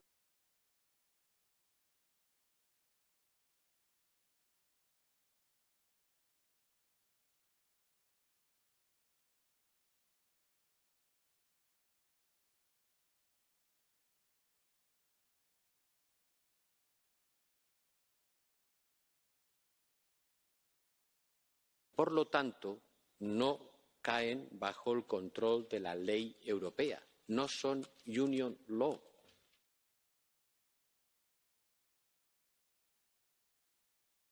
Puede que para un ciudadano normal, un ciudadano que no es un experto en estas cuestiones, le pueda sorprender, pero a ustedes no les debería sorprender. ¿Por qué les sorprende? Es una decisión del Consejo y como tal no es union law. Y, en consecuencia, la Comisión no tiene ningún papel en controlar su aplicación y no puede iniciar un procedimiento de infracción. Ustedes son eurodiputados. Ustedes deben saber eso, ¿no? ¿Les sorprende? ¿Les sorprende? Pues tendrán ustedes que estudiar un poco más, porque no les debería sorprender que una decisión del Consejo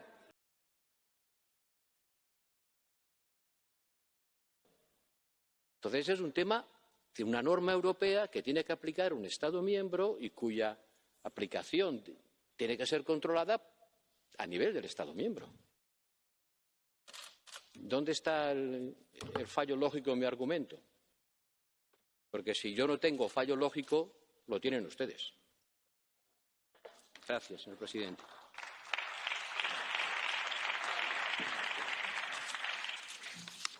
Soweit der Kommissar. Die Aussprache ist damit geschlossen. Als nächster Punkt der Tagesordnung folgt die Erklärung des Vizepräsidenten der Kommission und Hohen Vertreters der Union für Außen- und Sicherheitspolitik betreffend den Plan der USA für den Nahen Osten, nämlich eine Reaktion der EU im Einklang mit dem Völkerrecht. Ich möchte Sie auch hier daran erinnern, während der Kommissar auf Wanderschaft ist, dass Sie spontane Wortmeldungen und Wortmeldungen nach dem Verfahren der blauen Karte sowohl auf herkömmliche Weise als auch elektronisch beantragen können. Die Anleitung finden Sie am Eingang zum Plenarsaal. Der Kommissar ist aus dem Rat eingetroffen, deshalb erhält er jetzt das Wort für sein Eingangsstatement.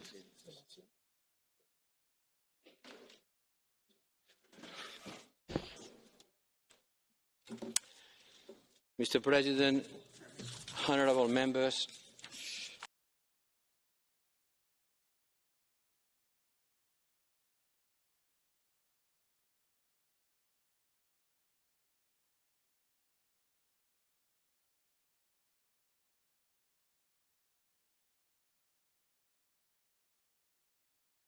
I am really grateful for having this opportunity to address you today on the Middle East peace process. This issue is of fundamental strategic importance to the European Union. For too long, we have been witnessing a conflict that has caused endless suffering for generations of Israelis and Palestinians alike. The increasingly dire situation on the ground, including violence, terrorism, incitement, settlement expansion, illegal, by the way, and the consequences of the ongoing occupation, has destroyed hope on both sides and reduced the viability of a two-state solution.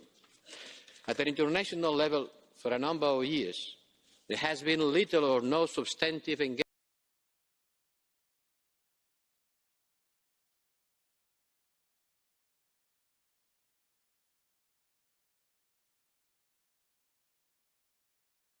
two-state solution based on the international agreed parameters and in accordance with international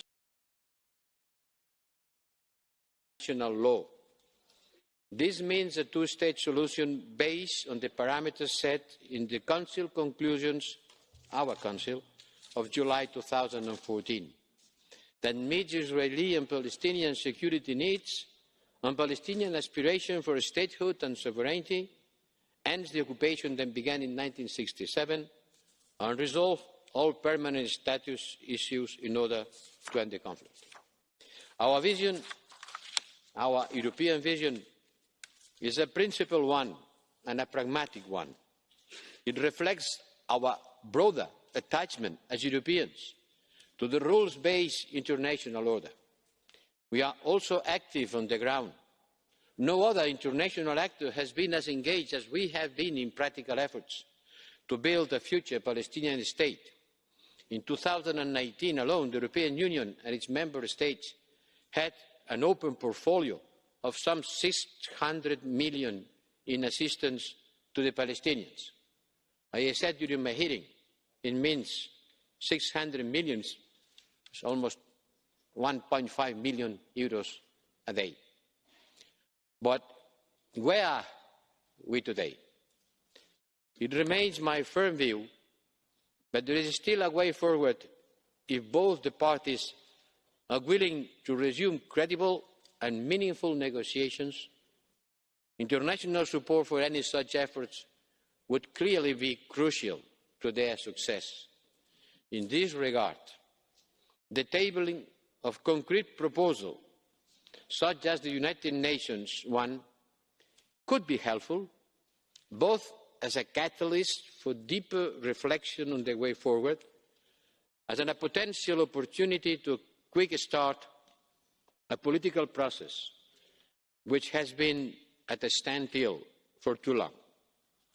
However, as I have said, the proposal tabled 2 weeks ago clearly challenges the international agreed parameters, and it is difficult to see how this initiative can bring both parties back to the table.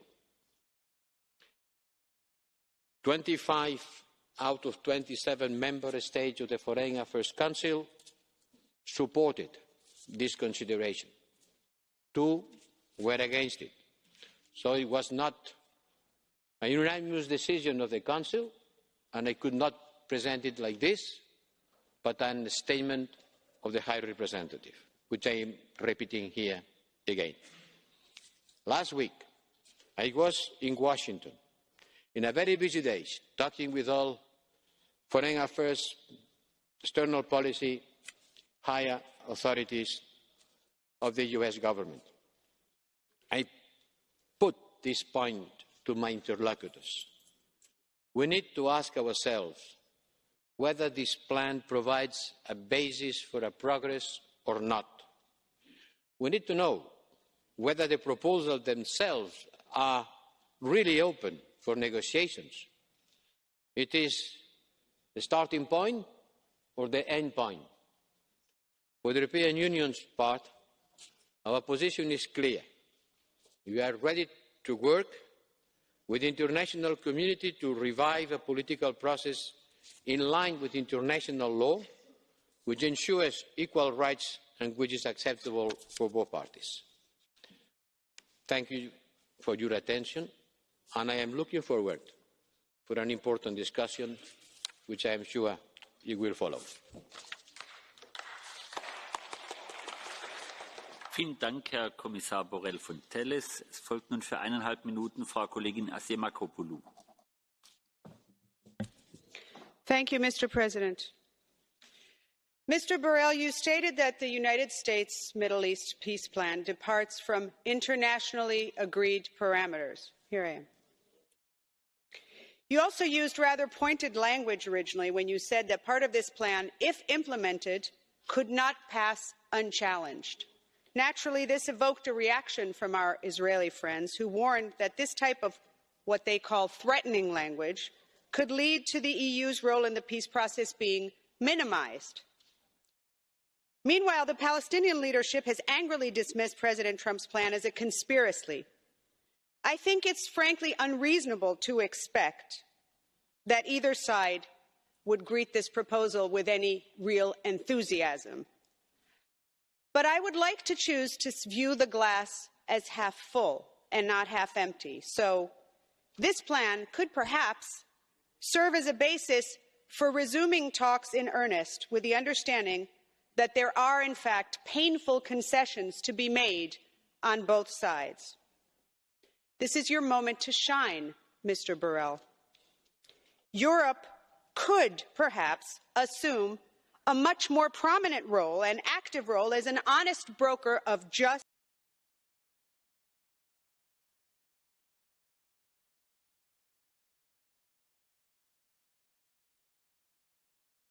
and lasting peace, and it could encourage both sides to consider the plan as a starting point for reopening meaningful goodwill negotiations. Thank you.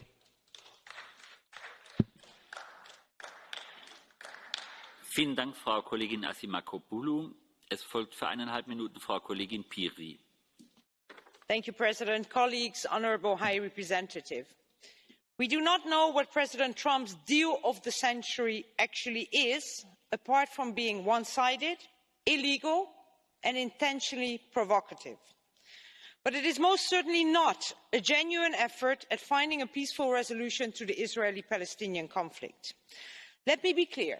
Negotiations between Israel and Palestine were broken off in 2014 and must be resumed as soon as possible. But that is not what this plan will lead to. This plan disregards the international rules-based order. It not only normalises illegal settlements, but also clears the way for the utterly illegitimate annexation of the Jordan Valley and 30% of the West Bank. And we must make clear that such actions will have serious consequences for our relationship with Israel if that happens. Inevitably, it will also lead to more suffering for the Palestinian people, whether that is because their land is annexed, their water resources are taken, or because they lack control over their own borders. This is a cynical plan of two far-right leaders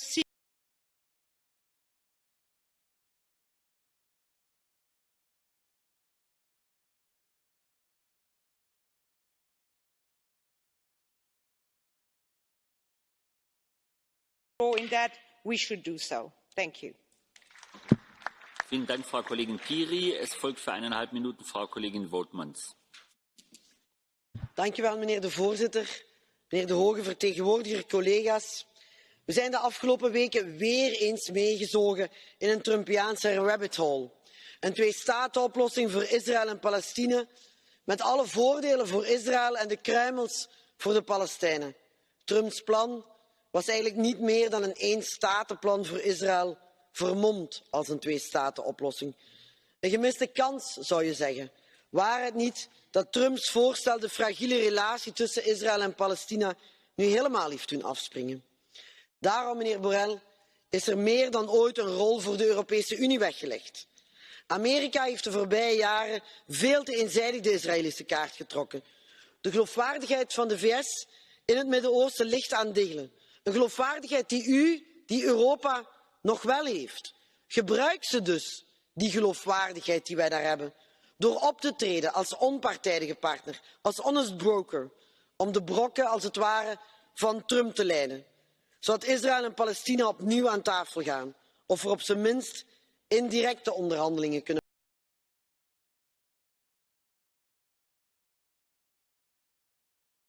plaatsvinden. En laten we duidelijk maken dat onze Europese rode lijnen breed gedragen zijn door de internationale gemeenschap.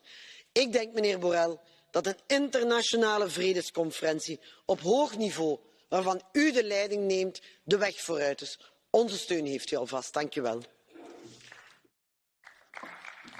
Vielen Dank, Frau Kollegin Woutmans. Es folgt für 1,5 Minuten Frau Kollegin Bonfrisco.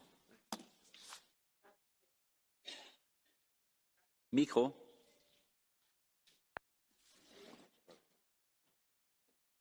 Ecco, grazie Presidente. Egregio Vicepresidente e anche Alto Rappresentante, colleghi. Questa è una discussione particolarmente delicata.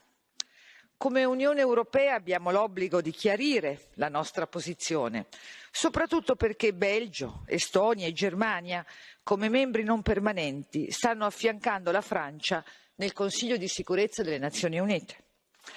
Essendo poi avvenuta la Brexit, siamo chiamati a esercitare un'azione di politica estera che sia allo stesso tempo nuova e prospettica, in una geopolitica da XXI secolo, che passa dalla tutela della sicurezza europea dal grande tema dell'immigrazione, dall'energia, dal cambiamento climatico, dal 5G, fino agli investimenti europei in quei paesi.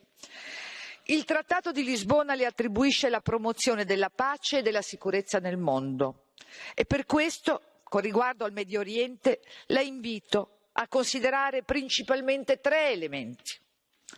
La minaccia esistenziale allo Stato di Israele è viva più che mai e questo è inaccettabile. Israele è primariamente uno Stato-nazione ebraico. Noi europei, nella nostra radice più profonda, siamo ebrei. Non perda, signor Alto rappresentante, la sua più importante occasione di dimostrare da che parte sta l'Europa. Grazie. Vielen Dank, Frau Kollegin Bonfrisco. Es folgt für 1 Minute Herr Kollege Bütikofer.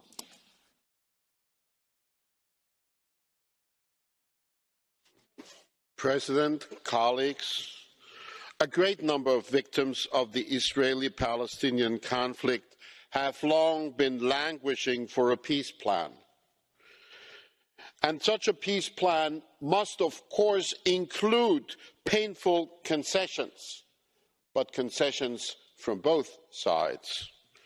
It must include security for Israel, but it must also include a viable, sovereign, contiguous state for the Palestinians living side by side with the Israelis. This is not what Trump is presenting to us. It's not a fresh start, it's a dead end. The so-called peace plan is neither about peace, because it doesn't overcome, it prolongs the conflict, nor is it a plan as a point of departure for negotiations. It's rather a dictate. When they talk about a peace plan, effectively they push for annexations, and a two-state solution is different from one state plus one canton. We cannot. Vielen Dank, Herr Kollege Bütikofer. Es folgt für 1 Minute Herr Kollege Weimers.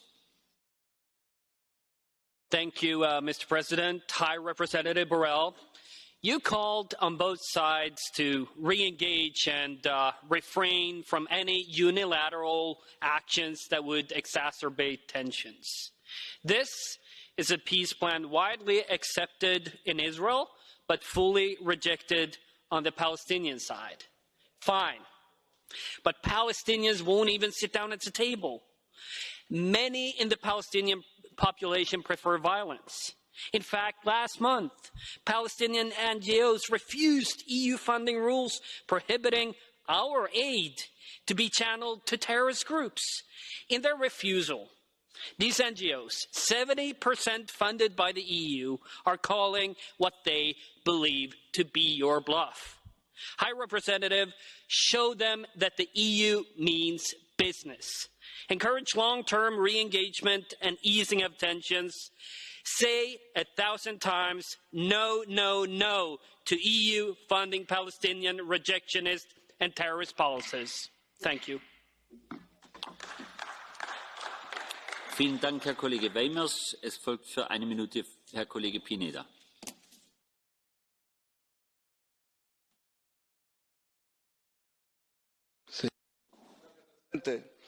El tándem Trump-Netanyahu, en un alarde de cinismo sin precedentes, ha presentado lo que ellos han calificado como el gran acuerdo del siglo. Pero no es legítimo hablar de acuerdo cuando una de las partes afectadas, el pueblo palestino, ni ha sido consultado ni ha firmado ningún tipo de pacto. Esta parodia no es legal porque vulnera el derecho internacional e infinidad de resoluciones de la ONU. Así que si esto ni es acuerdo, ni es legal, ni es legítimo, no se puede llamar el gran acuerdo del siglo. Podríamos llamarlo la gran estafa del siglo, que tiene como objetivo acabar con el pueblo palestino y además tapar las vergüenzas de 2 criminales perseguidos en sus distintos países. Podríamos hablar de eso y sería más acertado. El señor Borrell hizo recientemente un pronunciamiento que me parece que es excelente y que quiero desde aquí felicitarlo y agradecérselo. Pero creo que es el momento, señor Borrell, de pasar a lo hecho. Es necesario su pronunciamiento, pero es necesario que en un momento como este la Unión Europea rompa el acuerdo de asociación con Israel y reconozca al Estado palestino. Vielen Dank, Herr Kollege Pineda. Es folgt für eine Minute Herr Kollege Mandl. Thank you, Honourable Vice President, dear Commissioner, dear colleagues. Each and every force in this world is more than welcome if this force puts a proposal for a solution on the table, especially when it's a proposal for a solution with the objective of a two-states perspective and a two-states solution in the end. The EU has not contributed much with a concrete proposal in the past, so we should constructively deal with the proposal from the United States. The EU is contributing a lot in terms of development aid and other terms, but has not proposed anything in the past. So let's deal constructively. If somebody reacts with violence to a solution proposal, this is not a reliable partner, and the reactions by violence were wrong in the past.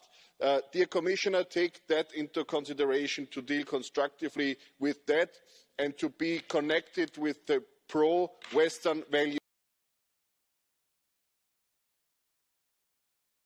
powers in this world.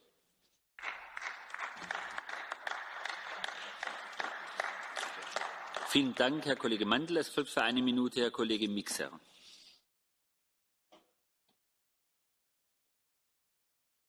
Mr. Speaker, it's hard to regard the most recent US peace plan as credible, since it does not meet the principal parameters for peace. It is not fair and even-handed, it does not follow the basic principles of international law, and its drafters only managed to engage one of the two parties to the conflict.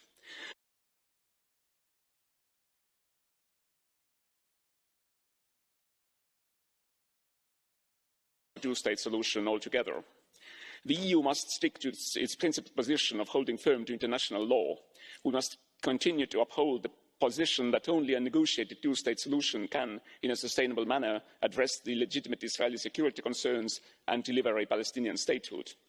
But in addition to having a clear and principled understanding of where we need to be at the end of the process, the EU also needs a credible plan of its own as to how to get there from where we are today.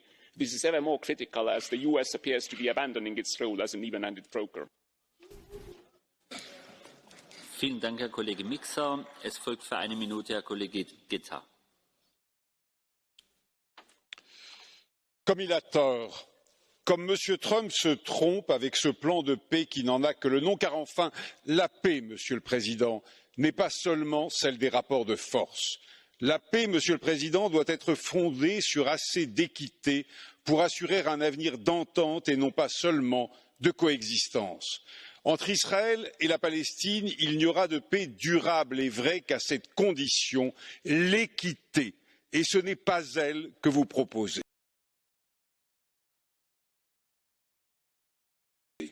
Alors, nous ne vous appuierons pas, nous ne vous suivrons pas, mais continuerons à dire à nos voisins et amis israéliens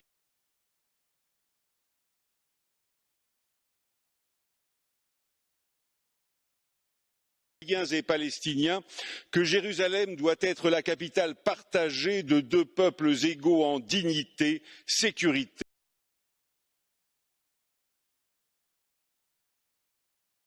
et bien-être. Les aveugles diront que ce n'est plus possible car les faits accomplis primeraient, mais le réalisme, le vrai,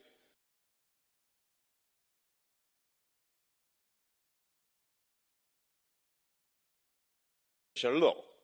Because in international law, we have to understand that it has to be respected from both sides, from the Israel and also from the Palestine.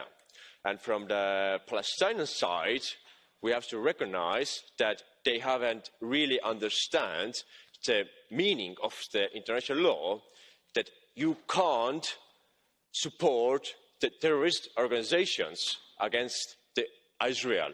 You can't support the way how you're using your children, how you're using the bombing attacks against the neighboring countries. So in this case, I think the Palestine is really breaking the international law, what we have to also recognize. And the second thing is that there has been many critics against the US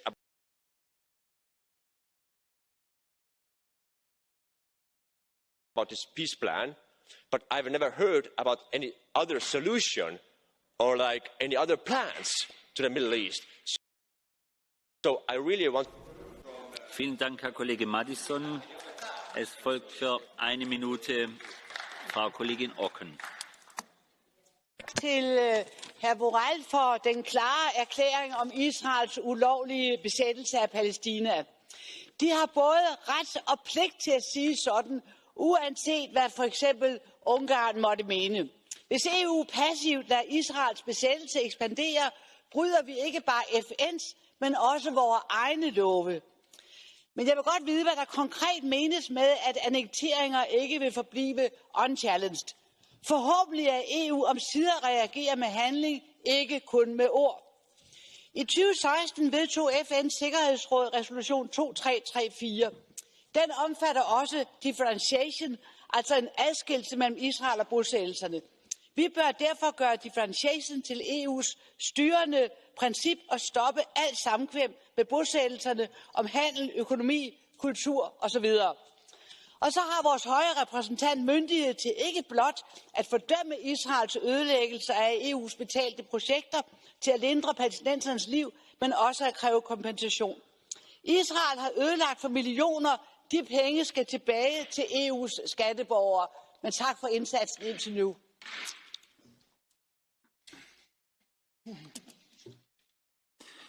Vielen Dank, Frau Kollegin Auken. Die Zwischenfrage lasse ich nicht zu.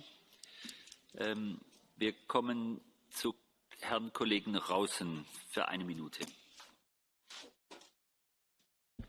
Dank u wel, voorzitter. We kunnen natuurlijk van alles vinden van het vredesplan en op allerlei onderdelen kritiek gaan leveren.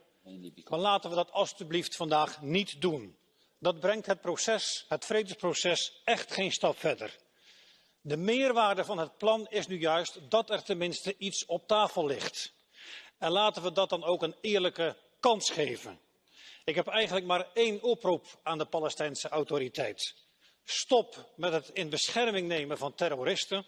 Erken de staat Israël en ga aan tafel. Ga praten. Ik neem nadrukkelijk afstand van de verklaring van de hoge vertegenwoordiger.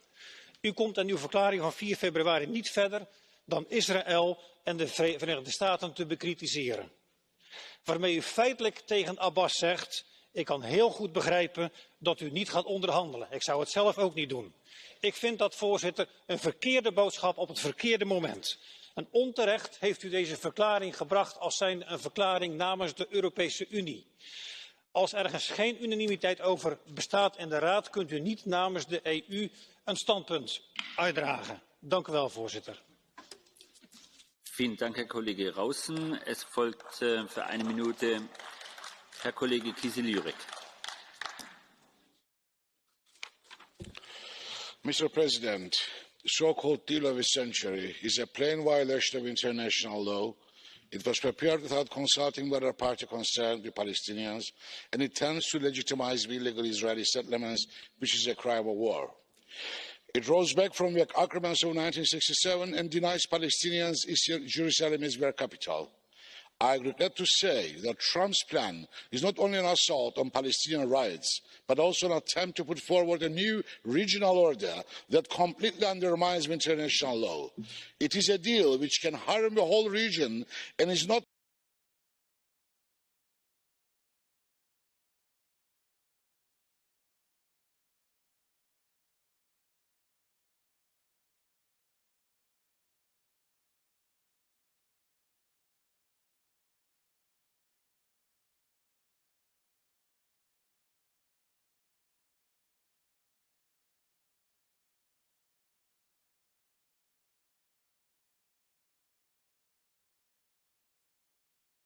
and show support to the right of Palestinian refugees to return to their homes.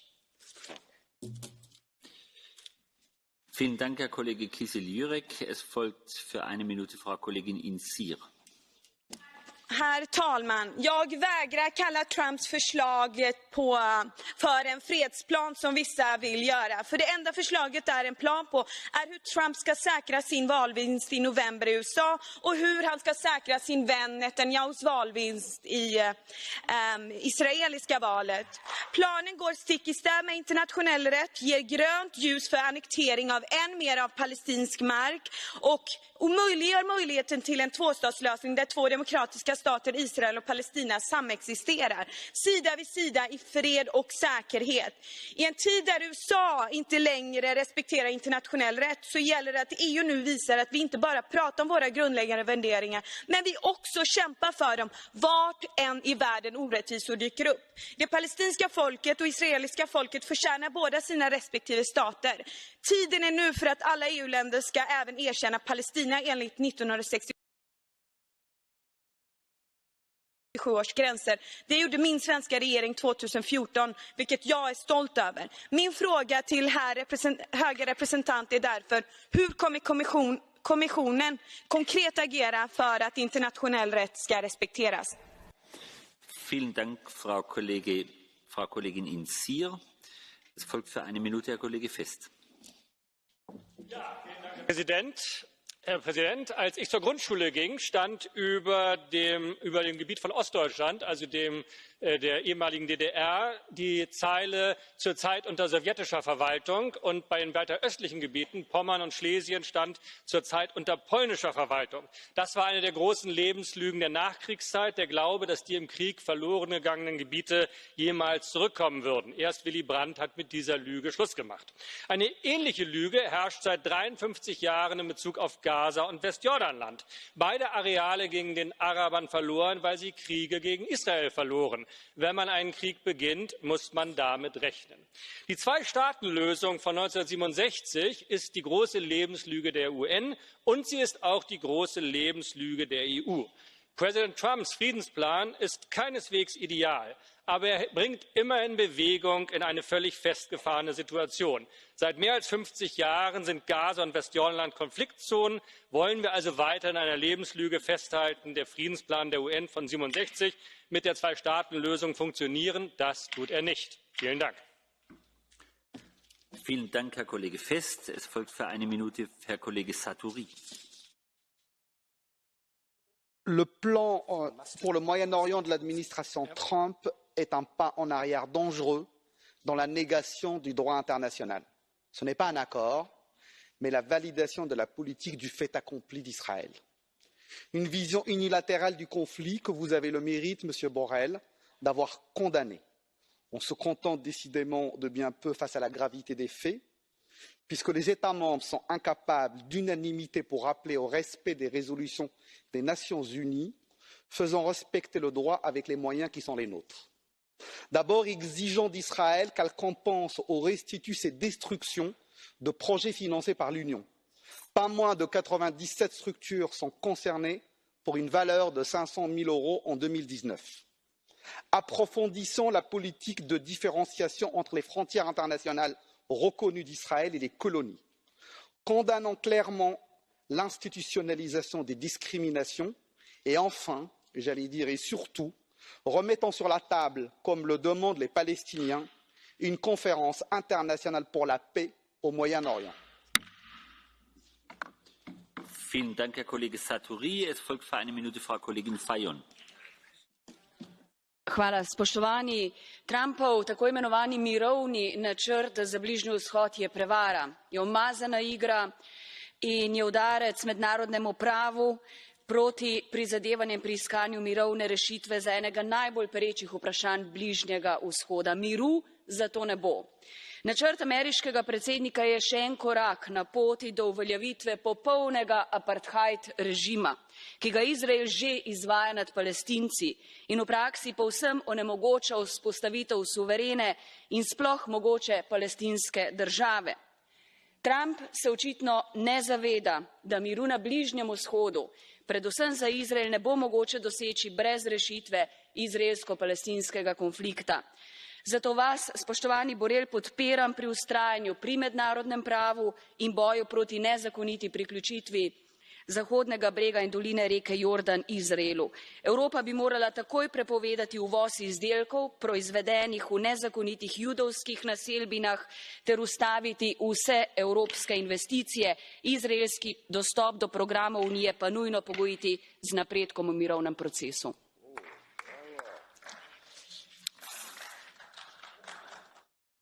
Vielen Dank, Frau Kollegin Fajon. Es folgt für eine Minute Frau Kollegin Huhtasaari. Dear President, 1967 Israeli borders is not realistic anymore because the circumstances in the region have completely changed in the past 50 years. Americans have promised to invest $50 billion in the Palestinian state if Trump-Israeli-Palestine peace plan is implemented. Israel will also commit not to build any new settlements for the next 4 years. At the same time, this treaty will safeguard the security of the state of Israel. EU should support this plan. This could be the last chance to achieve lasting peace after many decades of violence. It is time to put an end to this prolonged and hard conflict. EU should not object this deal because EU hates Trump.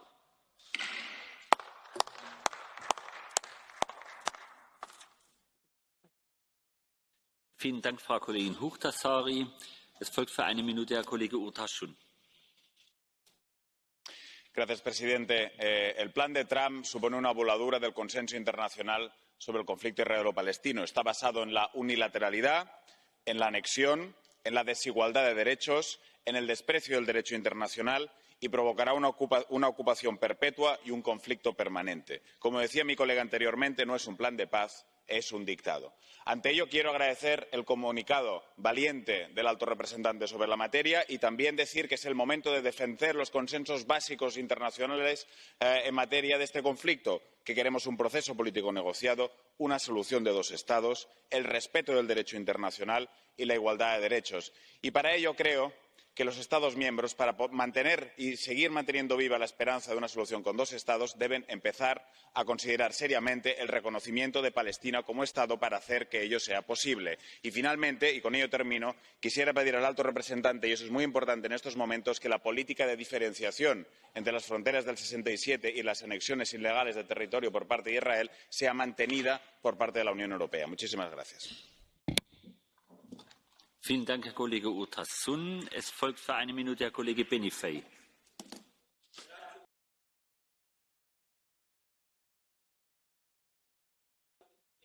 Unisco a molti colleghi nel condannare e rigettare fermamente il piano proposto da Trump per la soluzione della questione israelo-palestinese.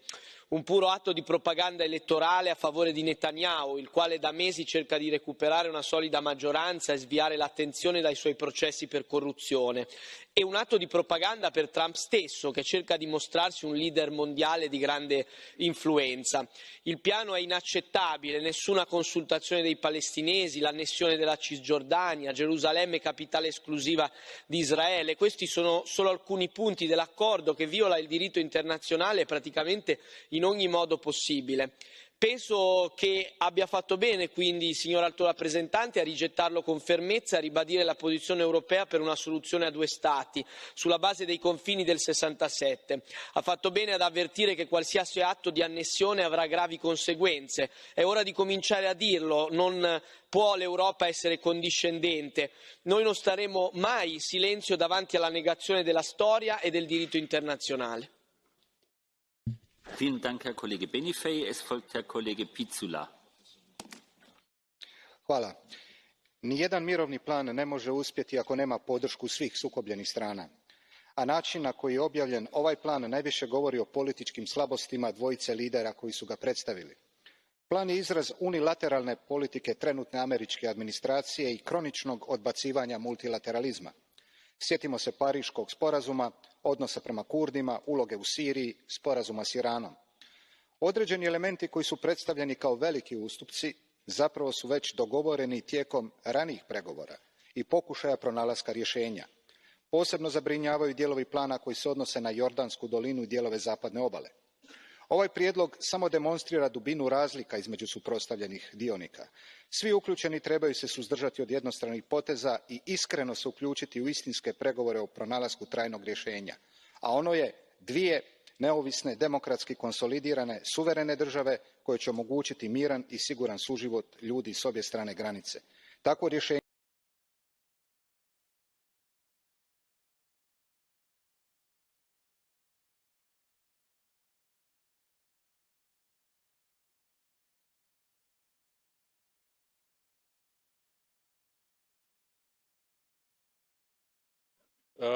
predvsem zaradi tega, ker je uravnotežen, nekaj dobijo Izraelci, zagotovilo za mir in varnost, nekaj pa tudi Palestinci.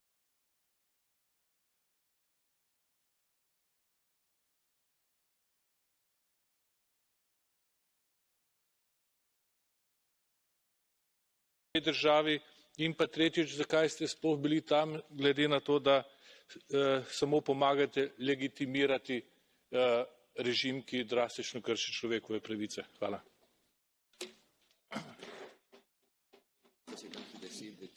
Vielen Dank, Herr Kollege Sver. Ich habe vergessen mitzuteilen, dass ich dreimal so viele Wortmeldungen habe, als eigentlich vorgesehen sind, und bitte um Verständnis, wenn ich da sehr stark kürzen muss. Es folgt Herr Kollege Ruiz de Vesa.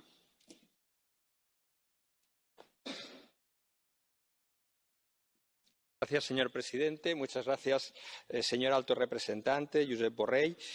Yo respaldo el comunicado que ha emitido. Me parece importante también en términos procedimentales para superar los bloqueos que se dan a menudo en el Consejo por solamente uno o dos países.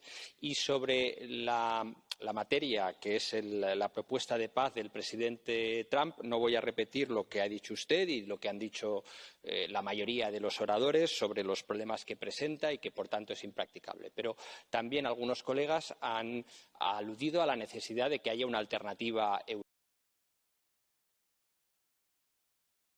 europea, si bien no una propuesta detallada como la que ha presentado el señor Trump, pero quizás algún tipo de iniciativa procedimental en el sentido de una nueva conferencia de paz sobre Oriente Medio, como la que en su día tuvo lugar en Madrid en el año 91, y que, si no es posible en este momento, empezar a trabajar para que se den las condiciones para que se pueda realizar.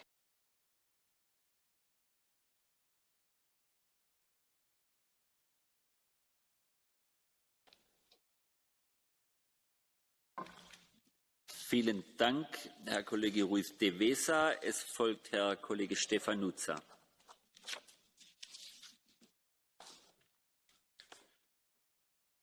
Domnule înalt reprezentant Borrell, în ultimele decenii de negocieri pentru pace în regiune, întreaga comunitate internațională a afirmat importanța promovării unui plan bazat pe principiile dreptului internațional. Orice plan de pace este binevenit, atâta timp cât este în conformitate cu aceste principii, este inclusiv și propune existența a două state. Două state pentru două popoare care să coexiste în pace și în securitate. În lipsa unui astfel de plan, statul quo-ul actual se va menține, din păcate. Nu putem grăbi oportunist ceea ce pentru decenii a trenat în durere. De aceea, vreau să menționez ideea colegei Vautmans ca o conferință de pace multilaterală care să asigure un format inclusiv, unde să fim și noi la masă, este cea pe care trebuie să mergem. Mulțumesc! Vielen Dank, Herr Kollege Stefanuzza. Es folgt Frau Kollegin Kemper.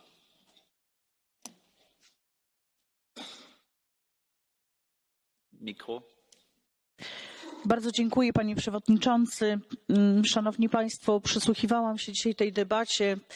Z jednej strony zwolennicy planu pana prezydenta Trumpa, z drugiej strony przeciwnicy tego planu.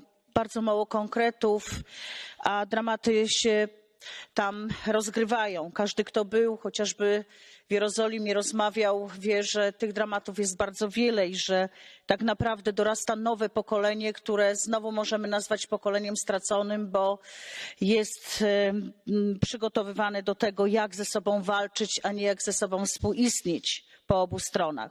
Panie komisarzu, panie przedstawicielu, przepraszam, powiedział pan, że odbył pan bardzo wiele rozmów z partnerami w Stanach Zjednoczonych. Proszę powiedzieć, z kim pan odbył te rozmowy i jakie są konkluzje tych rozmów.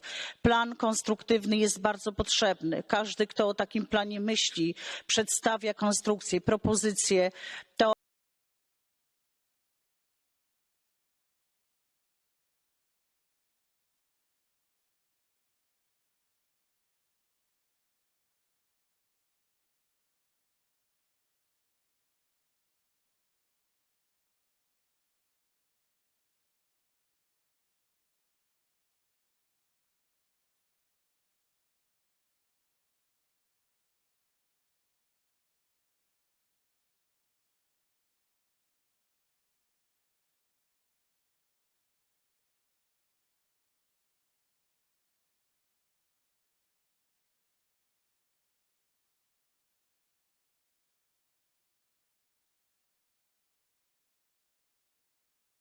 näkökulmasta täysin kestämätön.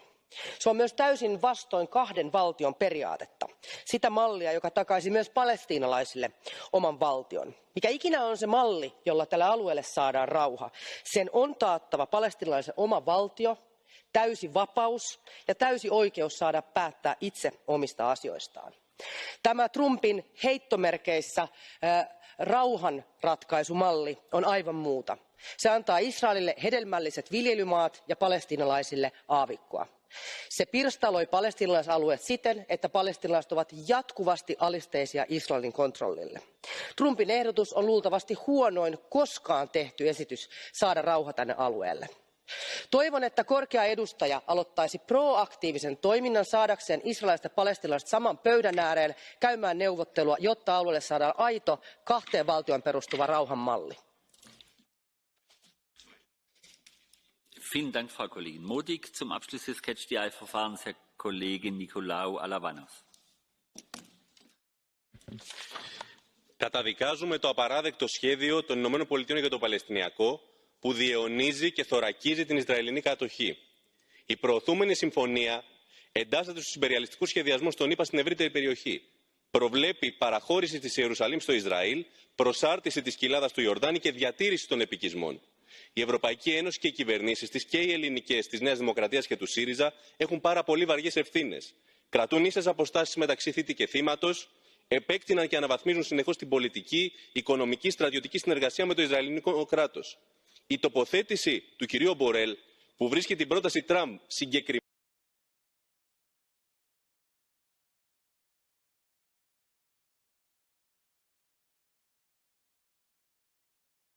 την Ανατολική Ιερουσαλήμ. Vielen Dank, Herr Kollege Nikolaou Alavanos.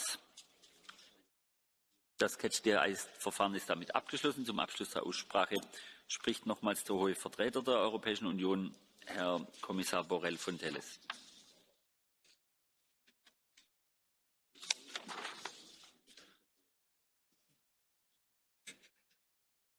Señor presidente,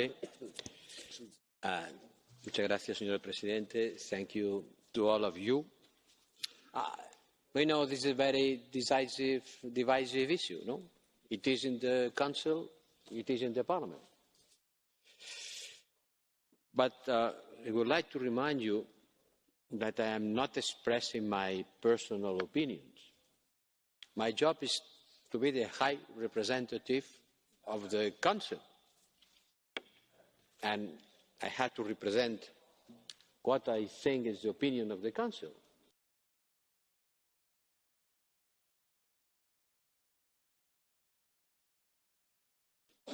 Mr. Sver, I haven't said, I haven't said that this statement was a position of the European Union. I precisely said, and you should have listened to me, that since it was not unanimity, I said, and it is in the records, since it's not unanimity, I could not present an agreement of the Council. It was a statement of the High Representative. Representing whom? representing the 25 member states who agreed with the statement. I said very clearly, you didn't notice, I repeat it, it was not a statement of the European Union. It was a statement of the High Representative. It was not unanimity. Why, Mr. Zerb, why I gone to Iran? Because I have a mandate, an unanimous mandate of the member states of the Council asking me to go and to talk with everyone in the broader region of the far Middle East to try to look if there is any possibility for us, European Union, to contribute to increase the stability and the peace in the region. I have a mandate. So go to talk with everybody. Everybody means everybody. And I've been talking with the Foreign Affairs Minister of Saudi Arabia. I went to Jordan. I've been talking with the Emirates. I went to Tehran. I will go to Iraq in order to have a look at what can we, as Europeans, do in order to contribute, if we can, to the peace and stability in this region. Sorry, I made a confusion, Mr. Swer. It was not you who said about it was a statement or was not a statement of the European Union. I think it was Mr. Our colleague Risen Berjan. Sorry, I made a mistake. So my answer was directed to the member Risen Berjan.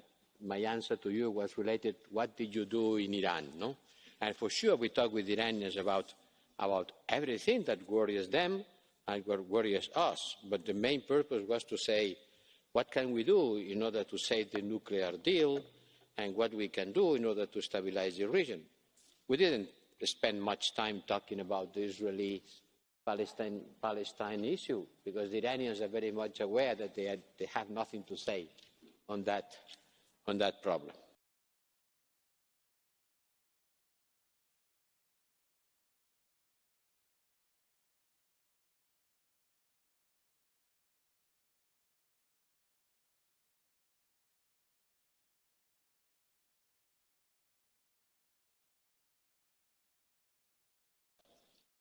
Another member, I think it was Ms. Kempa, with whom have you been talking in USA?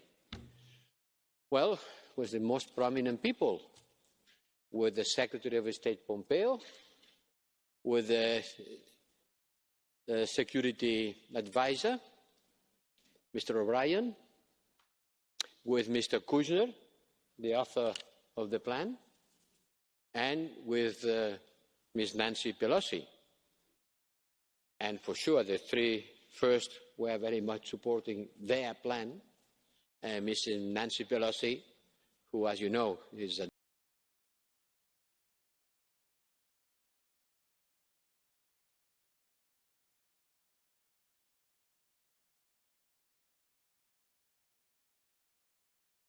contrary to international law, and that could exacerbate tensions further. We are really asking not to declare the annexion of Jordan Valley. And this may happen. And if this happens, you can be sure that it's not going to be peaceful. Maybe someone doesn't matter, but for us it matters a lot, because we cannot raise a wave of violence, another wave of violence in Palestine. We're asking Palestinians to keep calm and not go to violent demonstrations.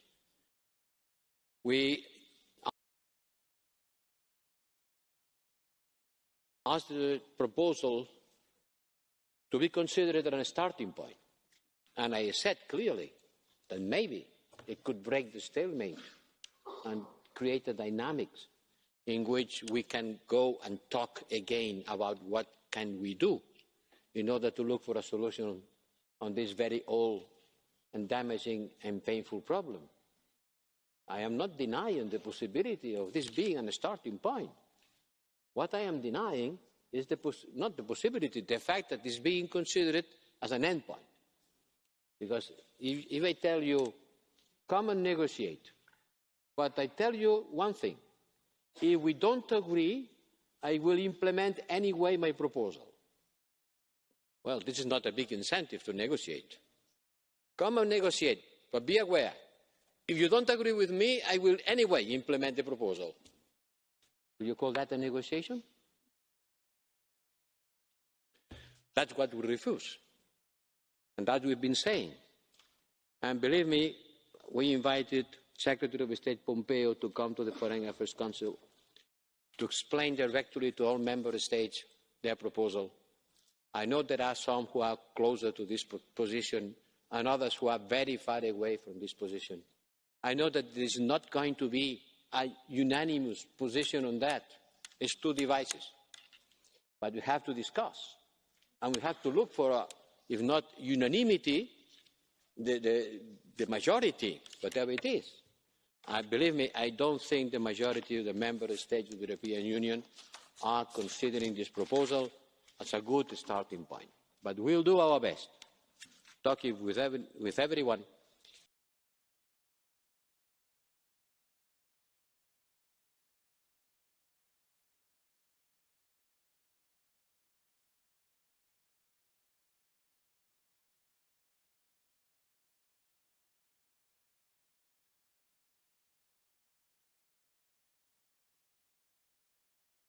We have to look for something that works.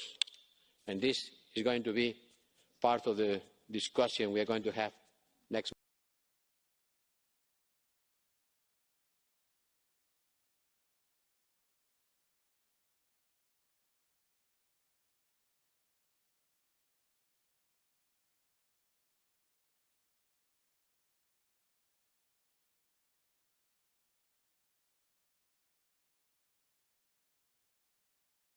Nach dem Verfahren der blauen Karte sowohl auf herkömmliche Weise als auch elektronisch übertragen können.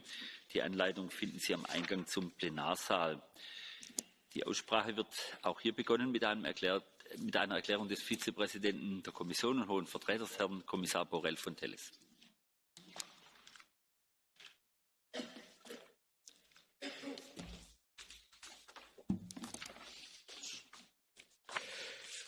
Mr. President, honourable members, the war in Syria is now in its 9th year. It's the most severe humanitarian catastrophe and security crisis. It's unfolding right now in the northwest of the country. In other parts of Syria, we continue to see instability and dramatic human suffering. Last Thursday, we heard the United Nations Special Envoy Peterson and head of the OCHA, Mark Lowcock, briefing the United Nations Security Council on the situation in Idlib. They described how regime forces, aided by Russia and Iran, are launching heavy military offensives with no regard for the civilian population or civilian infrastructure. We appear to have lost sight of the principle of proportionality, United Nations Special Envoy said. The intensification of military operations in Idlib has resulted in the indiscriminate killing of hundreds of civilians. Attacks continue on civilian targets in densely populated areas. Medical facilities are settlement for international displaced people. These are blatant and serious violations of international humanitarian law. There has to be accountability for those responsible. Since military operations began in Idlib in February 2018, 1 year ago, more than 1 million people have been displaced towards Turkey. We are talking about 1 million displaced people in 1 year. And every day, more Syrians are fleeing the fighting, and another wave of refugees is quite possible in the making. We also see clashes between the Syrian regime and Turkish forces, plus the risk of Turkish and Russian militaries confronting each other. These tensions could in turn trigger a wider regional conflict. The ceasefire agreed between Ankara and Moscow must be implemented. This is the situation. Now, let me say this. After almost a decade of violence, the suffering of the Syrian people at the hands of the regime and backers must cease. Too many people have died, and those that are alive face a bleak future. The EU has made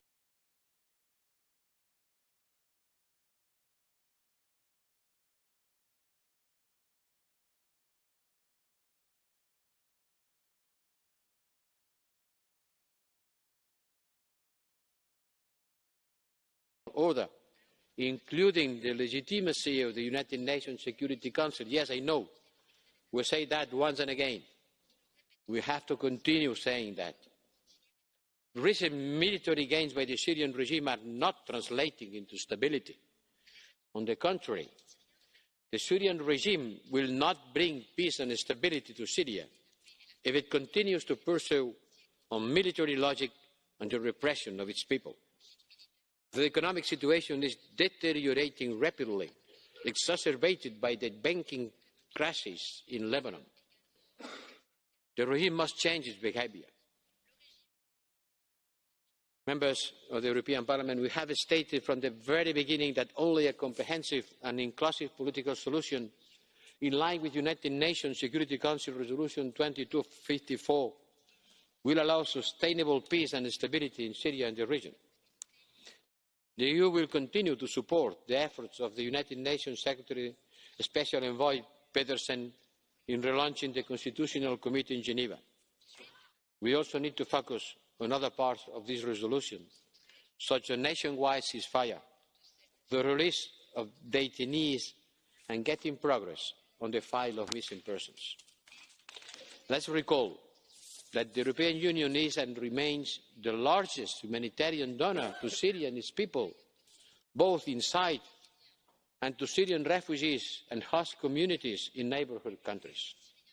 We are supporting the resilience of ordinary civilians and civil society to maintain the social fabric of Syrian society.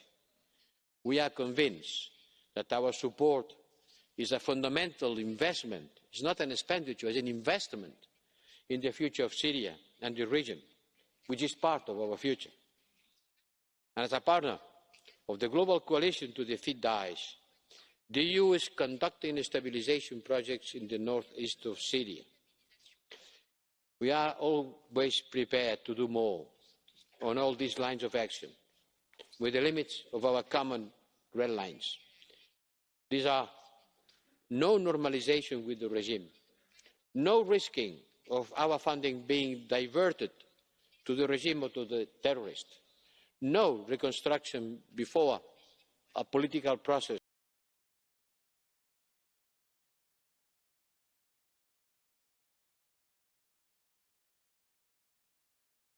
is firmly on the way. Honourable members, we will continue to apply the European Union sanctions targeting individuals and entities associated with the regime and responsible for its repressive and inhuman policies, and not to the Syrian people. As I said before, the conflict in Syria is a geopolitical struggle. The European Union has a responsibility to lead for the sake of the Syrian people and to protect our own interests. Demokraci głos zabierze pani poseł Michaela Šajdrová. Czas wystąpienia 1,5 minuty. Děkuji za udělení slova. Vážený pane vysoký představiteli, děkuji také za vaši zprávu. Válka v Sýrii, jak jste již uvedl, trvá 9. rok. Provincie Idlib je posledním bojištěm syrského konfliktu, kterým se zřejmě Asad vypořádá s opozicí a upevní svoji moc. Civilisté utíkají před vládními Asadovými jednotkami k turecké hranici, ta je nepropustná a podle humanitárních organizací se tam tísní kolem milionu lidí, někteří se stěhují opakovaně. Souhlasím s tím, že Evropská unie musí těmto lidem poskytovat humanitární pomoc a apeluji také na pokračování v projektech v provinciích zasaženým konfliktem. Víme, že zhruba 70% obětí civilistů prchajících jsou ženy a děti. Právě proto chci vyzvat, aby Evropská unie pokračovala v podpoře vzdělávání dětí i ve velmi těžkých podmínkách uprchlických táborů. Víme, že to je důležité, aby tyto děti neztratily perspektivu.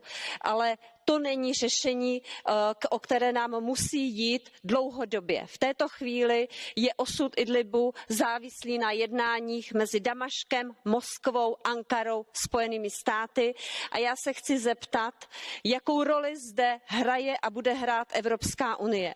Vy jste zde velmi správně zmínil roli Spojených národů. Myslím si, že dlouhodobé řešení musí být v režii OSN. Sankce a humanitární pomoc, kterou prosazuje Evropská unie, jsou na místě, ale já vás vyzývám k tomu, aby zde byla daleko silnější role Evropské unie pro dlouhodobé uspořádání v Syrii. Děkuji. Bardzo dziękuję pani poseł. W imieniu Grupy Postępowego Sojuszu Socjalistów i Demokratów w Parlamencie Europejskim.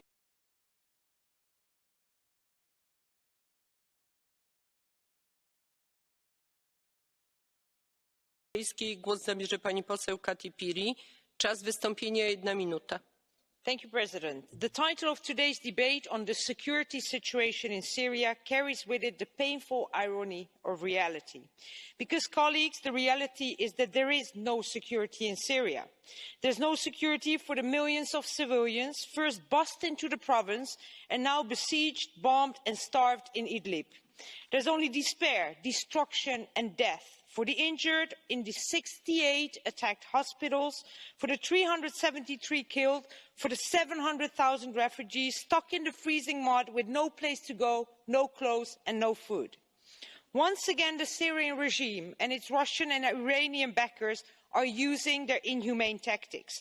By explicitly targeting civilians and hospitals, they act in direct violation of humanity. Colleagues, I hope one day soon we will see Bashar Assad in my city, The Hague, so some justice can at least be done to the suffering of millions of Syrians. Thank you. Dziękuję pani poseł. W imieniu grupy Renew Europe głos zabierze pani poseł Hilde Woutmans. Czas wystąpienia 1,5 minuty. Dank u wel, mevrouw de voorzitter, collega's, meneer Borrell. Al sedert 2018 weten we dat Idlib onder enorme druk staat. Een cruciaal bolwerk van verzet tegen het Assad-regime. Amerika heeft de Syrische bevolking in oktober vorig jaar in de steek gelaten. En Europa heeft, moeten we eerlijk durven zeggen, nagelaten ooit iets voor die democratische verzetstroepen te doen. We zijn nu eigenlijk in een uitzichtloos conflict beland. Iedereen zegt het hier al, hè? Een proxyoorlog.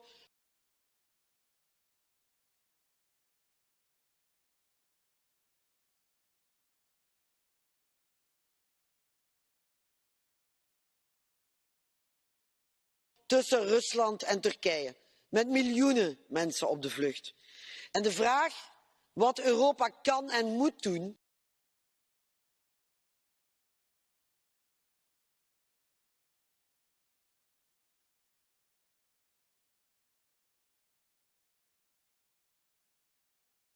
geen eenheid in heeft.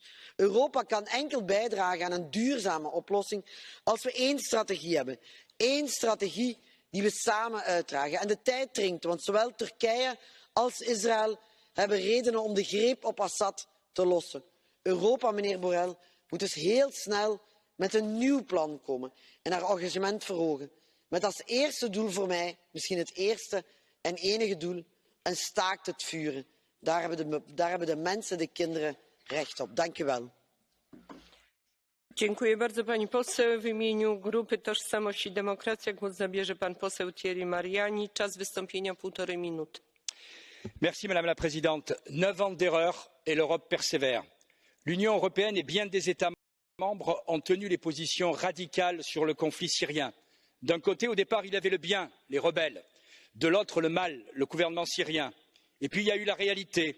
En quelques semaines, les favoris des Occidentaux et des Américains ont été mis sur la touche par les factions islamiques parce qu'elles ne représentaient que peu de choses dans le conflit en cours.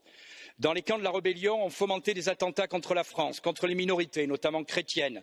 On changeait d'allégeance pour plaire tantôt à M. Erdogan, tantôt aux wahhabites saoudiens, tantôt aux frères musulmans de Doha.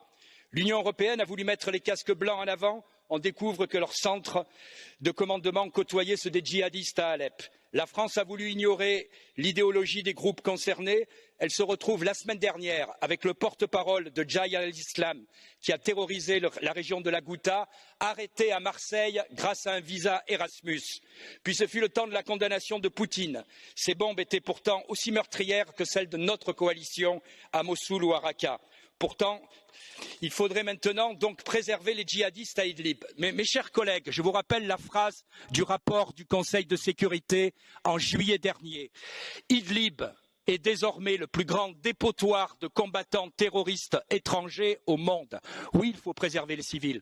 Mais oui, aujourd'hui, qu'est-ce qu'on fait de ces terroristes? On ne veut pas les reprendre en Europe? Alors, excusez-moi, ou on les reprend en Europe si ce sont des gentils rebelles et personne n'en veut, ou alors on laisse le gouvernement syrien faire ce que ferait tout gouvernement sur son territoire, à savoir reprendre le contrôle de son territoire et ramener la paix en exterminant les rebelles. Dziękuję panie pośle. W imieniu Grupy Zielonych Wolne Przymierze Europejskie głos zabierze pani Hanna Neumann. Czas wystąpienia 1 minuta. Nach Idlib sind all jene Menschen geflohen, die es bisher nicht aus Syrien rausgeschafft haben. 3 Millionen sind dort eingeschlossen in einem Stellvertreterkrieg auf dem Rücken der Schwächsten. Zivilisten werden gezielt angegriffen, Krankenhäuser und Schulen bombardiert, Streumunition eingesetzt. Was in Idlib gerade herrscht, das ist das Recht des Grausamsten. Ja, die EU leistet humanitäre Hilfe, das ist wichtig und das muss weitergehen. Aber sie kann mehr tun. Voller diplomatischer Einsatz für einen Waffenstillstand, Dokumentation der Kriegsverbrechen, Ausweitung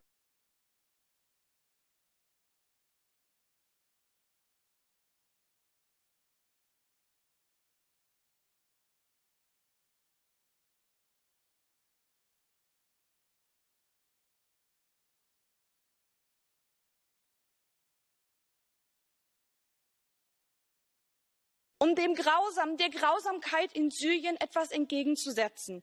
Und ich hoffe, dass wir da am Montag auf dem Außenministerrat auch einen großen Schritt weiterkommen. Danke. Bardzo dziękuję pani poseł. W imieniu Grupy Europejscy Konserwatyści i Reformatorzy głos zabierze pan poseł Angel Dzhambazki. Czas wystąpienia 1 minuta. Dziękuję bardzo. Уважаема госпожо председател, уважаеми колеги, уважаеми господин върховен представител. Чувам от много от вас въпроса какво трябва да направи Европа и защо нещо не прави. Уважаеми, вие прекрасно знаете, че нищо не може да се направи от ваша страна и че никой от вашите правителства няма да направи нищо. До тогава, докато продавате оръжие на Саудитска Арабия. До тогава, докато се затваряте очите за един диктатор, какъвто е Ердоган. До тогава, докато се правите, че има умерени ислямисти, нищо няма да направите. Освен този дебат тук, който е чисто и просто измиване на гузна съвест и губене на време. Защото, уважаеми, вие прекрасно знаете, че умерените ислямисти режат главите на християните в Сирия. Вие прекрасно знаете, че тези групи, които финансират вашите правителства, всъщност са военнопрестъпници. До тогава, докато ги подкрепяте, няма да може да направите нищо, съжалявам. Губите вашето време, губите времето и на европейските данъкоплатци. Благодаря ви. Dziękuję panie pośle. W imieniu Grupy Zjednoczonej Lewicy Europejskiej i Nordyckiej Zielonej Lewicy głos zabierze pan poseł Giargos Georgiou. Czas wystąpienia 1 minuta. Κύριε Μπορέλ, οι πόντοι, οι πιλάτοι δεν μας χρειάζονται. Καθώς η τραγωδία στη Συρία είναι πλέον απερίγραπτη, επειδή κάθε νέα της πτυχή είναι και πιο ντροπιαστική. Το τελευταίο επεισόδιο διαδραματίζεται στο Ιντλίπ, εκεί όπου 700 Σύριοι φοιτητές έχουν απαχθεί από τρομοκρατικές δυνάμεις που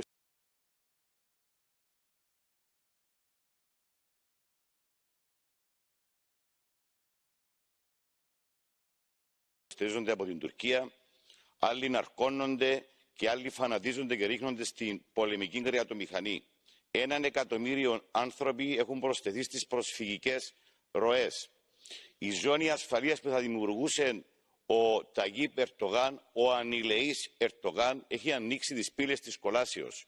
Ακούτε τι συμβαίνει? Δεν μιλάμε για ψυχρούς αριθμούς. Μιλούμε για ανθρώπους, μιλάμε για μικρά παιδιά τα οποία έχουν όνειρα και ψυχή, ή αυτά δεν λογαριάζονται. Στη Συρία κρίνεται το Boeing της Ευρώπης.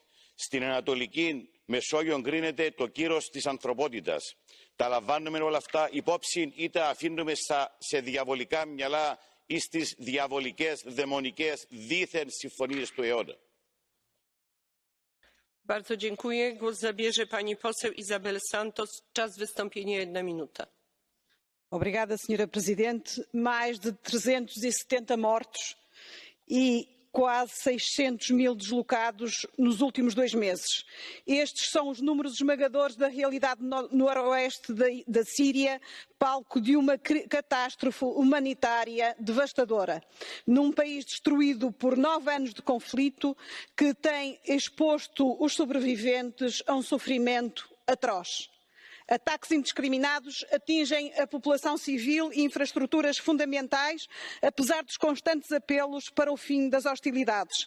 As populações deslocadas, neste momento, vivem com falta de abrigo e bens elementares. É imperativo continuar o fornecimento de assistência humanitária à população enquanto se empregam os esforços necessários para um acordo sustentável em conformidade com a Resolução 22.254 do Conselho de Segurança da ONU. O senhor alto representante Borrell e o comissário Lenarcic lançaram um apelo para que sejam criados corredores humanitários e condições de segurança necessárias para as equipas possam assistir as populações. Gostaria de saber que resposta obtiveram a este apelo. Dziękuję bardzo. 1 minuta dla pana posła Jana Christophe Etienne. Bardzo proszę. Vielen Dank.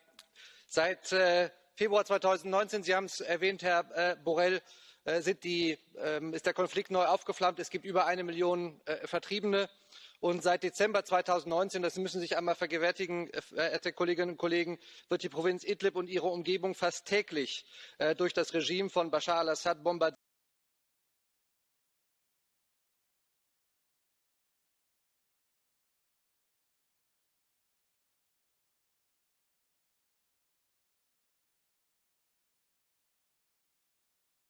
Konflikt nun an, fast 9 Jahre, und in dieser Zeit sind über 400.000 Menschen getötet worden, darunter 22.000 Kinder. Und wir Europäer schauen immer noch zu.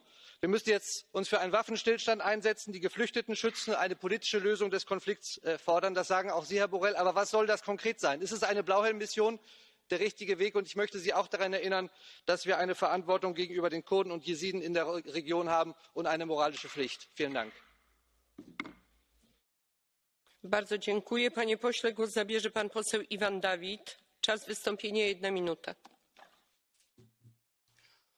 Vážená paní předsedající, klíčovým problémem situace v Sýrii je mocenské postavení a vyjednávací pozice Turecka. Evropská unie je slabá a podléhá korupci, protože v ní vládnou nadnárodní koncerny a ty mají v Turecku své významné investice. Evropská unie je vydíratelná a je vydírána. Evropská unie si nedovolí zavést proti Turecku opravdu účinné obchodní sankce. Za to pomohla Turecku sankcemi proti Sýrii. Evropská unie si nedovolí ani zrušit s Tureckem přístupové pohovory. Evropská unie sice zrušila předvstupní pomoc 150 milionů euro, ale současně navýšila platby za nevypouštění imigrantů o 500 milionů euro. Proto si Turecko dělá v Sýrii, co chce. A bude v tom pokračovat, dokud nenarazí na odpor. Turecko vojensky obsazuje severní Sýrii, vyhnalo téměř 1 milion Kurdů a křesťanů a dalších a usidluje tam veterány Islámského státu. Evropská unie ani není schopna se zastat svých členských zemí a zabránit Turecku v kradení plynu, dávné okupaci severního Kypru. Evropská unie nese za situaci v Sýrii odpovědnost, ale nabízí morální postoje. Dziękuję panie pośle. Głos zabierze pani poseł Asita Kanko. Czas wystąpienia 1 minuta. The situation in Syria is dire. The conflict has killed almost 400,000 people since 2011. This is an entrenched conflict, rife with opposing interests and objectives. A solution must be found. The suffering of the Syrian people and the risk to long-term global stability have been too great for too long. The EU and its member states have provided more than 17 billion in aid, and the Council has targeted sanctions in place. But these are sticking plasters on a gaping wound. EU member states, the US, and other international players must do everything they can to push for de-escalation and the freezing of this conflict, so that a ceasefire can be honored and a fragile peace can be maintained. Europe's influence in achieving this aim will be severely diminished if it cannot speak with one voice at both an EU or NATO level. There are no elegant solutions available, simply the urgent need for pragmatism and diplomatic determination. Let's do this. Dziękuję bardzo pani poseł. Głos zabierze pan poseł Nikolaj Willumsen. Czas wystąpienia 1 minuta. Revolutionen i Syrien startede som et folkeligt oprør mod et brutalt diktatur. Oprøret blev mødt med ekstrem undertrykkelse fra Assad-regimet, og oprøret blev svigtet af Europa. Nu er Syrien blevet en slagmark for regionale og globale stormagter. Den tyrkiske præsident Erdogan bruger ekstreme islamistiske militser til etnisk udrensning og erobring i det nordvestlige Syrien. Putin og det iranske præstestyre bruger Assad-regimet til krigsforbrydelser og massemord. Hr. Borrell, EU skal sige fra over for Erdogan, Putin og Assad. Hr. Borrell, EU skal støtte kurderne og de prodemokratiske kræfter i deres kamp mod Daesh og Assad-regimet. Lad os anerkende selvstyret i det nordøstlige Syrien diplomatisk. Lad os indføre økonomiske sanktioner mod Erdogan, indtil han stopper invasionen. Og lad os kræve indsættelse af fredsbevarende FN-styrker, så civilbefolkningen i det nordvestlige Syrien kan blive beskyttet mod etnisk udrensning og overgreb. Hr. Borrell, det er tid til handling.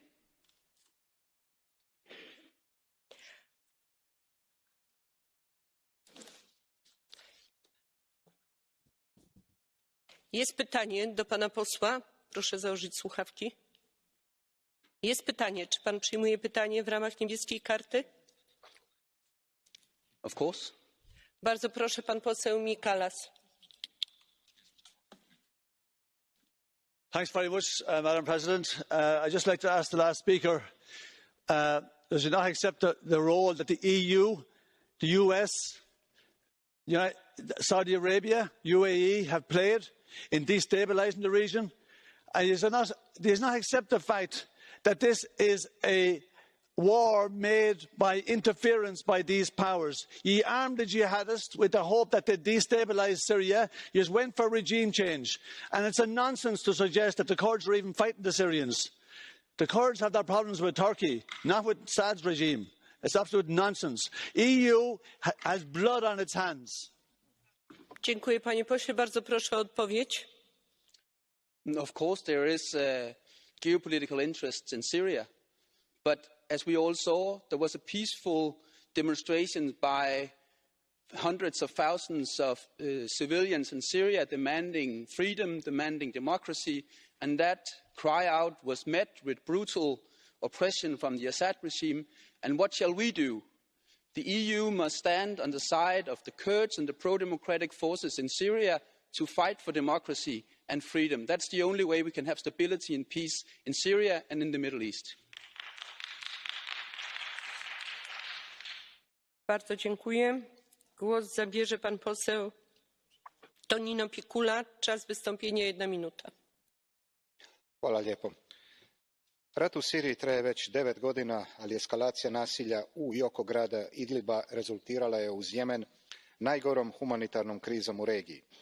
Zbog sukoba turske i sirijske vojske gotovo 400.000 ljudi moralo je napustiti svoje domove od prosinca prošle godine. Većini to nije bio prvi put. 80% ovih izbjeglica su najranjivije skupine, žena i djeca.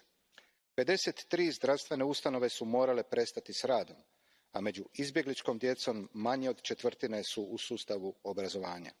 Raste broj civilnih žrtava. Ukupno 2.800.000 ljudi treba humanitarnu pomoć.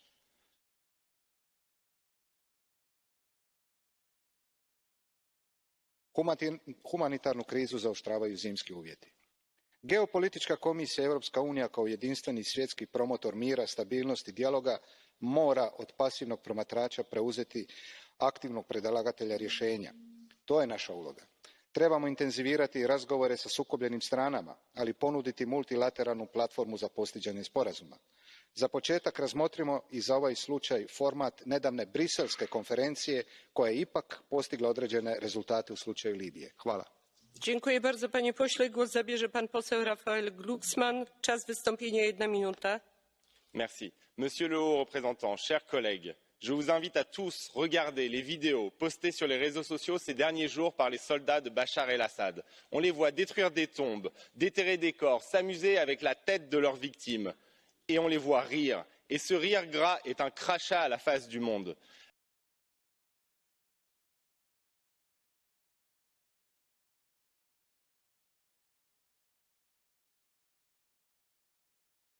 Actuellement, dans la région d'Idlib, le boucher de Damas et ses parrains russes rasent des hôpitaux, des écoles, des boulangeries. Et nous les laissons faire, comme nous les avons laissé faire depuis 9 ans. Et aujourd'hui, j'entends quoi? J'entends ici, dans cette enceinte, certains faire l'apologie du régime et parler, exhorter à l'extermination des rebelles. Alors laissez-moi vous faire part de ma honte et de mon indignation et vous demander, monsieur le haut représentant, de ne jamais céder à ces sirènes de la normalisation avec le régime de Assad. N'oublions pas qui sont les victimes, qui sont les bourreaux, et n'oublions pas que Bachar el-Assad, sa place est devant la Cour pénale internationale.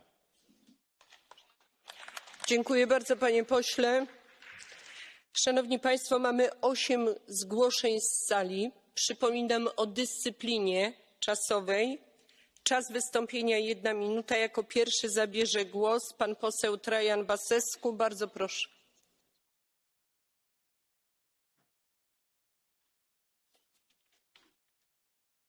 Domnule președinte, legat de Siria, trebuie să înțelegem că Uniunea Europeană a trecut prin mai multe etape. Prima etapă a poziției Uniunii față de Siria a fost aceea în care Uniunea Europeană vrea pe loc capul lui Bashar al-Assad. În ultimii 2-3 ani am ajuns să spunem îl vom judeca, nu-i vrem capul, dar să organizeze alegeri în Siria. Asta arată inconsecvență. În fapt, am ezitat de la bun început să intervenim, n-am știut cum să-i facem pe francezi să se oprească și astăzi ne plângem de ce este în Siria. Siria va rămâne sub control rusesc, ăsta e adevărul. Ne plângem că intră Turcia în nordul Siriei. Orice stat ar fi intrat pentru a-și proteja frontiera. Așa că, dragi colegi, cât timp nu o să înțelegem că a fi parte a deciziei înseamnă a participa, o să stăm să jeluim ce dezastru este în Siria. Ori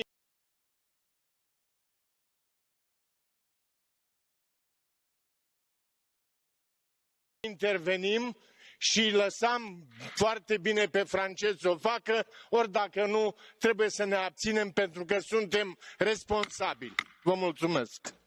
Dziękuję bardzo panie pośle. Bardzo proszę o zabranie głosu przez pana posła Dominika Ruiz de Veza. Czas wystąpienia 1 minuta. Dajmy szansę również kolegom, którzy chcą się zgłosić do zabrania głosu. Gracias. Bardzo proszę o przestrzeganie czasu. Gracias, señora presidenta. Gracias también al alto representante por su planteamiento en la cuestión de Siria. Yo no voy a repetir los ataques a la población civil en el noroeste de Siria, las muertes, las atrocidades, lo han dicho muchos colegas en esta Cámara.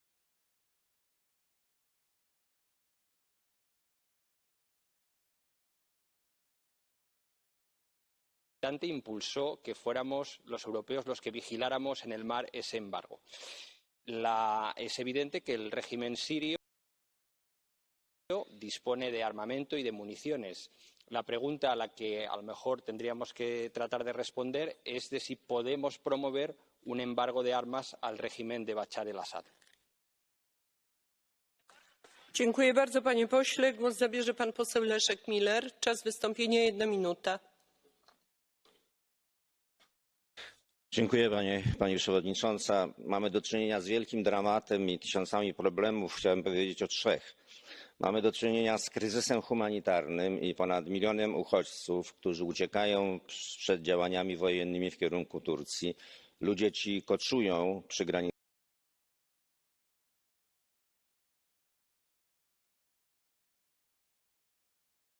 tureckiej.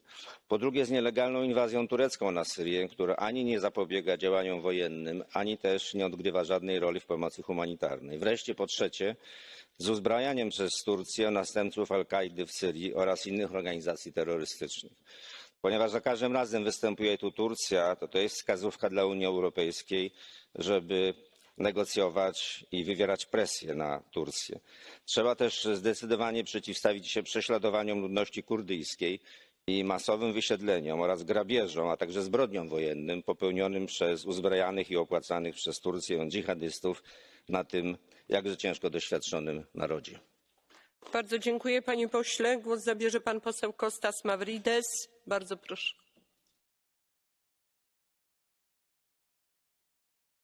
Ευχαριστώ κύριε Πρόεδρε. Να το ξεκαθαρίσω κύριε Μπορέλ.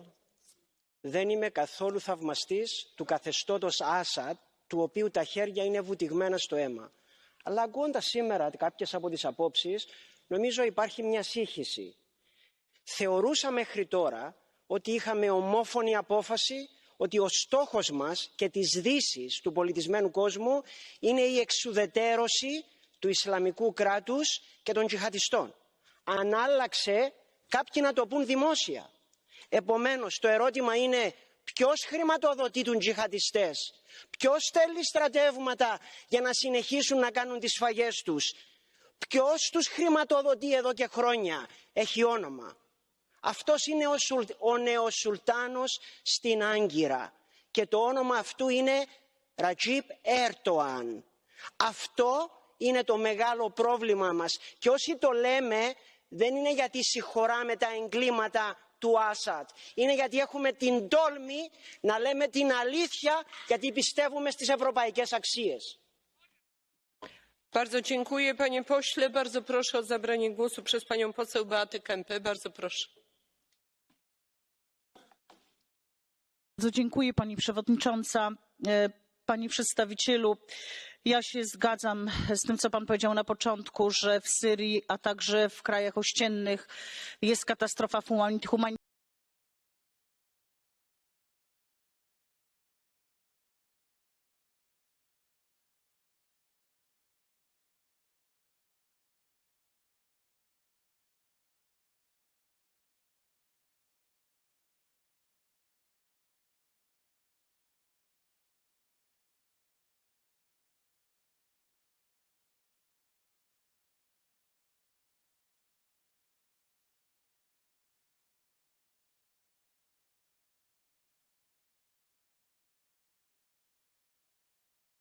że wsparcie to inwestycja, to jest ważne, ale trzeba nam dzisiaj powiedzieć i bardzo ważne, bo Unia jest największym donorem i chcę też powiedzieć, że mamy informację, że z 1,5 miliona chrześcijan w Syrii zostało już tylko niewiele ponad 200 tysięcy i ich sytuacja jest bardzo dramatyczna.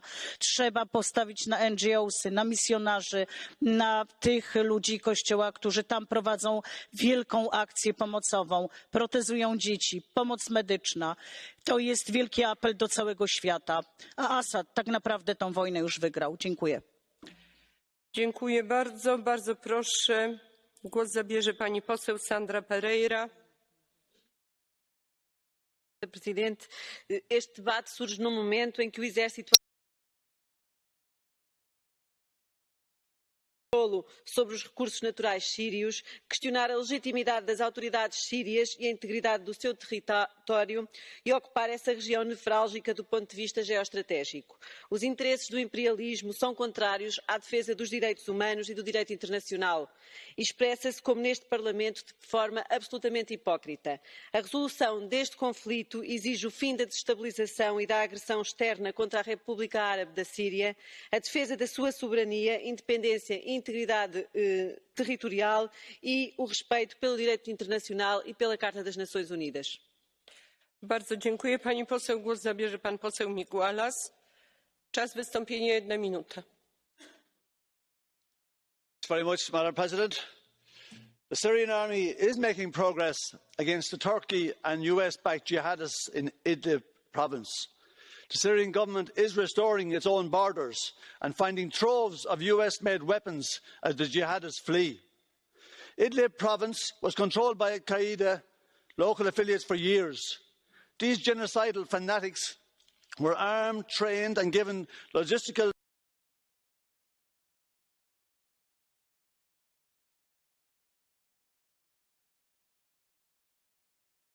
assistance by the US, Britain, Turkey, France, Saudi Arabia and the UAE under Obama's Timber Sycamore programme. This helped prolong the war for several years and resulted in the hundreds of thousands of deaths that were unnecessary.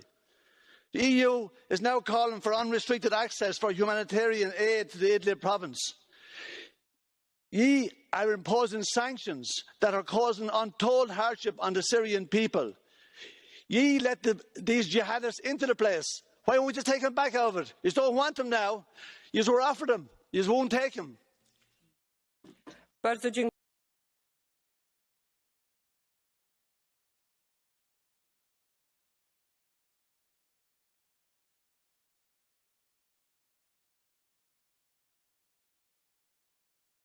Dziękuję. Panie pośle, głos zabierze pani poseł Claire Daly. Thank you. Through Turkey.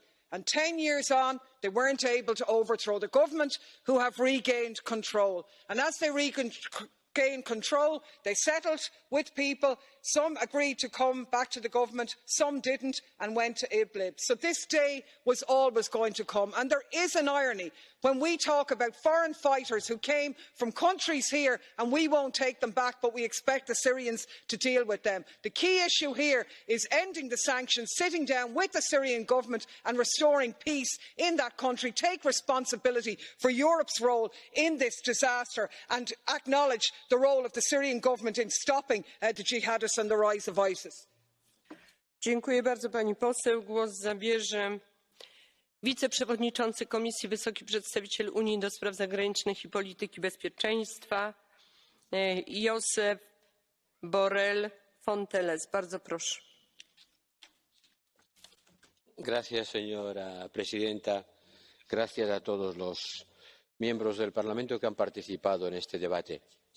No puedo sino decirles que comprendo y comparto el sentimiento de frustración de muchas de sus intervenciones, porque ante la crisis siria lo cierto es que la Unión Europea ha quedado impotente. Y por mucho que digamos deben cesar, deben. Il faut. They should. Sí, pero ¿con qué leverage? con qué fuerza, con qué capacidad podemos actuar sobre los actores. Nos hemos pasado muchos años diciendo que no había solución militar al conflicto en Siria y al final ha habido una solución militar. La está habiendo. ¿Por parte de quién? Por parte de los que son capaces de utilizar la fuerza militar. Y Europa no está en esa situación. Entonces, seguiremos urgiendo a todos a que paren los ataques contra la población civil, que dejen de impedir el acceso de la ayuda humanitaria, que respeten las reglas y las obligaciones del derecho humanitario internacional, que protejan a los civiles, pero todos sabemos que eso es una declaración de principios que no se apoya en una fuerza coercitiva que permita hacerla realidad. Lo que ha ocurrido en Siria es una gran lección para Europa. Es una gran lección para ese actor geopolítico que decimos querer ser. Y si de verdad lo queremos ser, tenemos que tomar las acciones y tener los medios necesarios para ello. De lo contrario, seguiremos haciendo sesiones parlamentarias como esta para seguir diciendo il faut, il faut, il faut. Muchas gracias. Bardzo dziękuję. Zamykam debatę.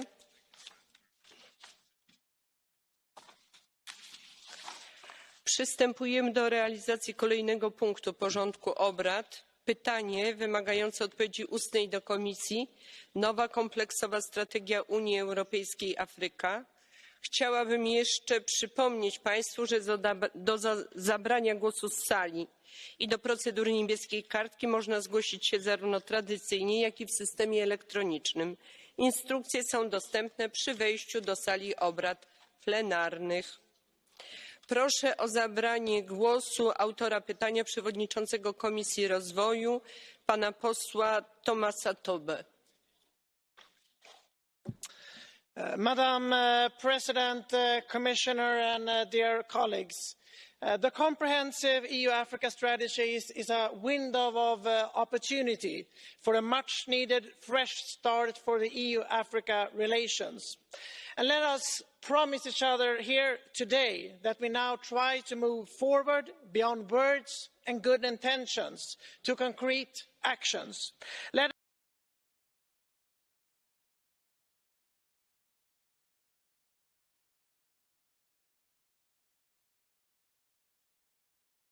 us be strategically action-oriented and not waste any more time. A new strategy must recognise the strength and potential in the African economy, pursue a long-term strategic and mutual interest of the EU and our African partners, and support the implementation of the Sustainable Development Goals. For the EU-Africa strategy to be successful, I believe that three things are necessary. Firstly, a clear vision of the end game and the concrete plan to use a comprehensive approach with all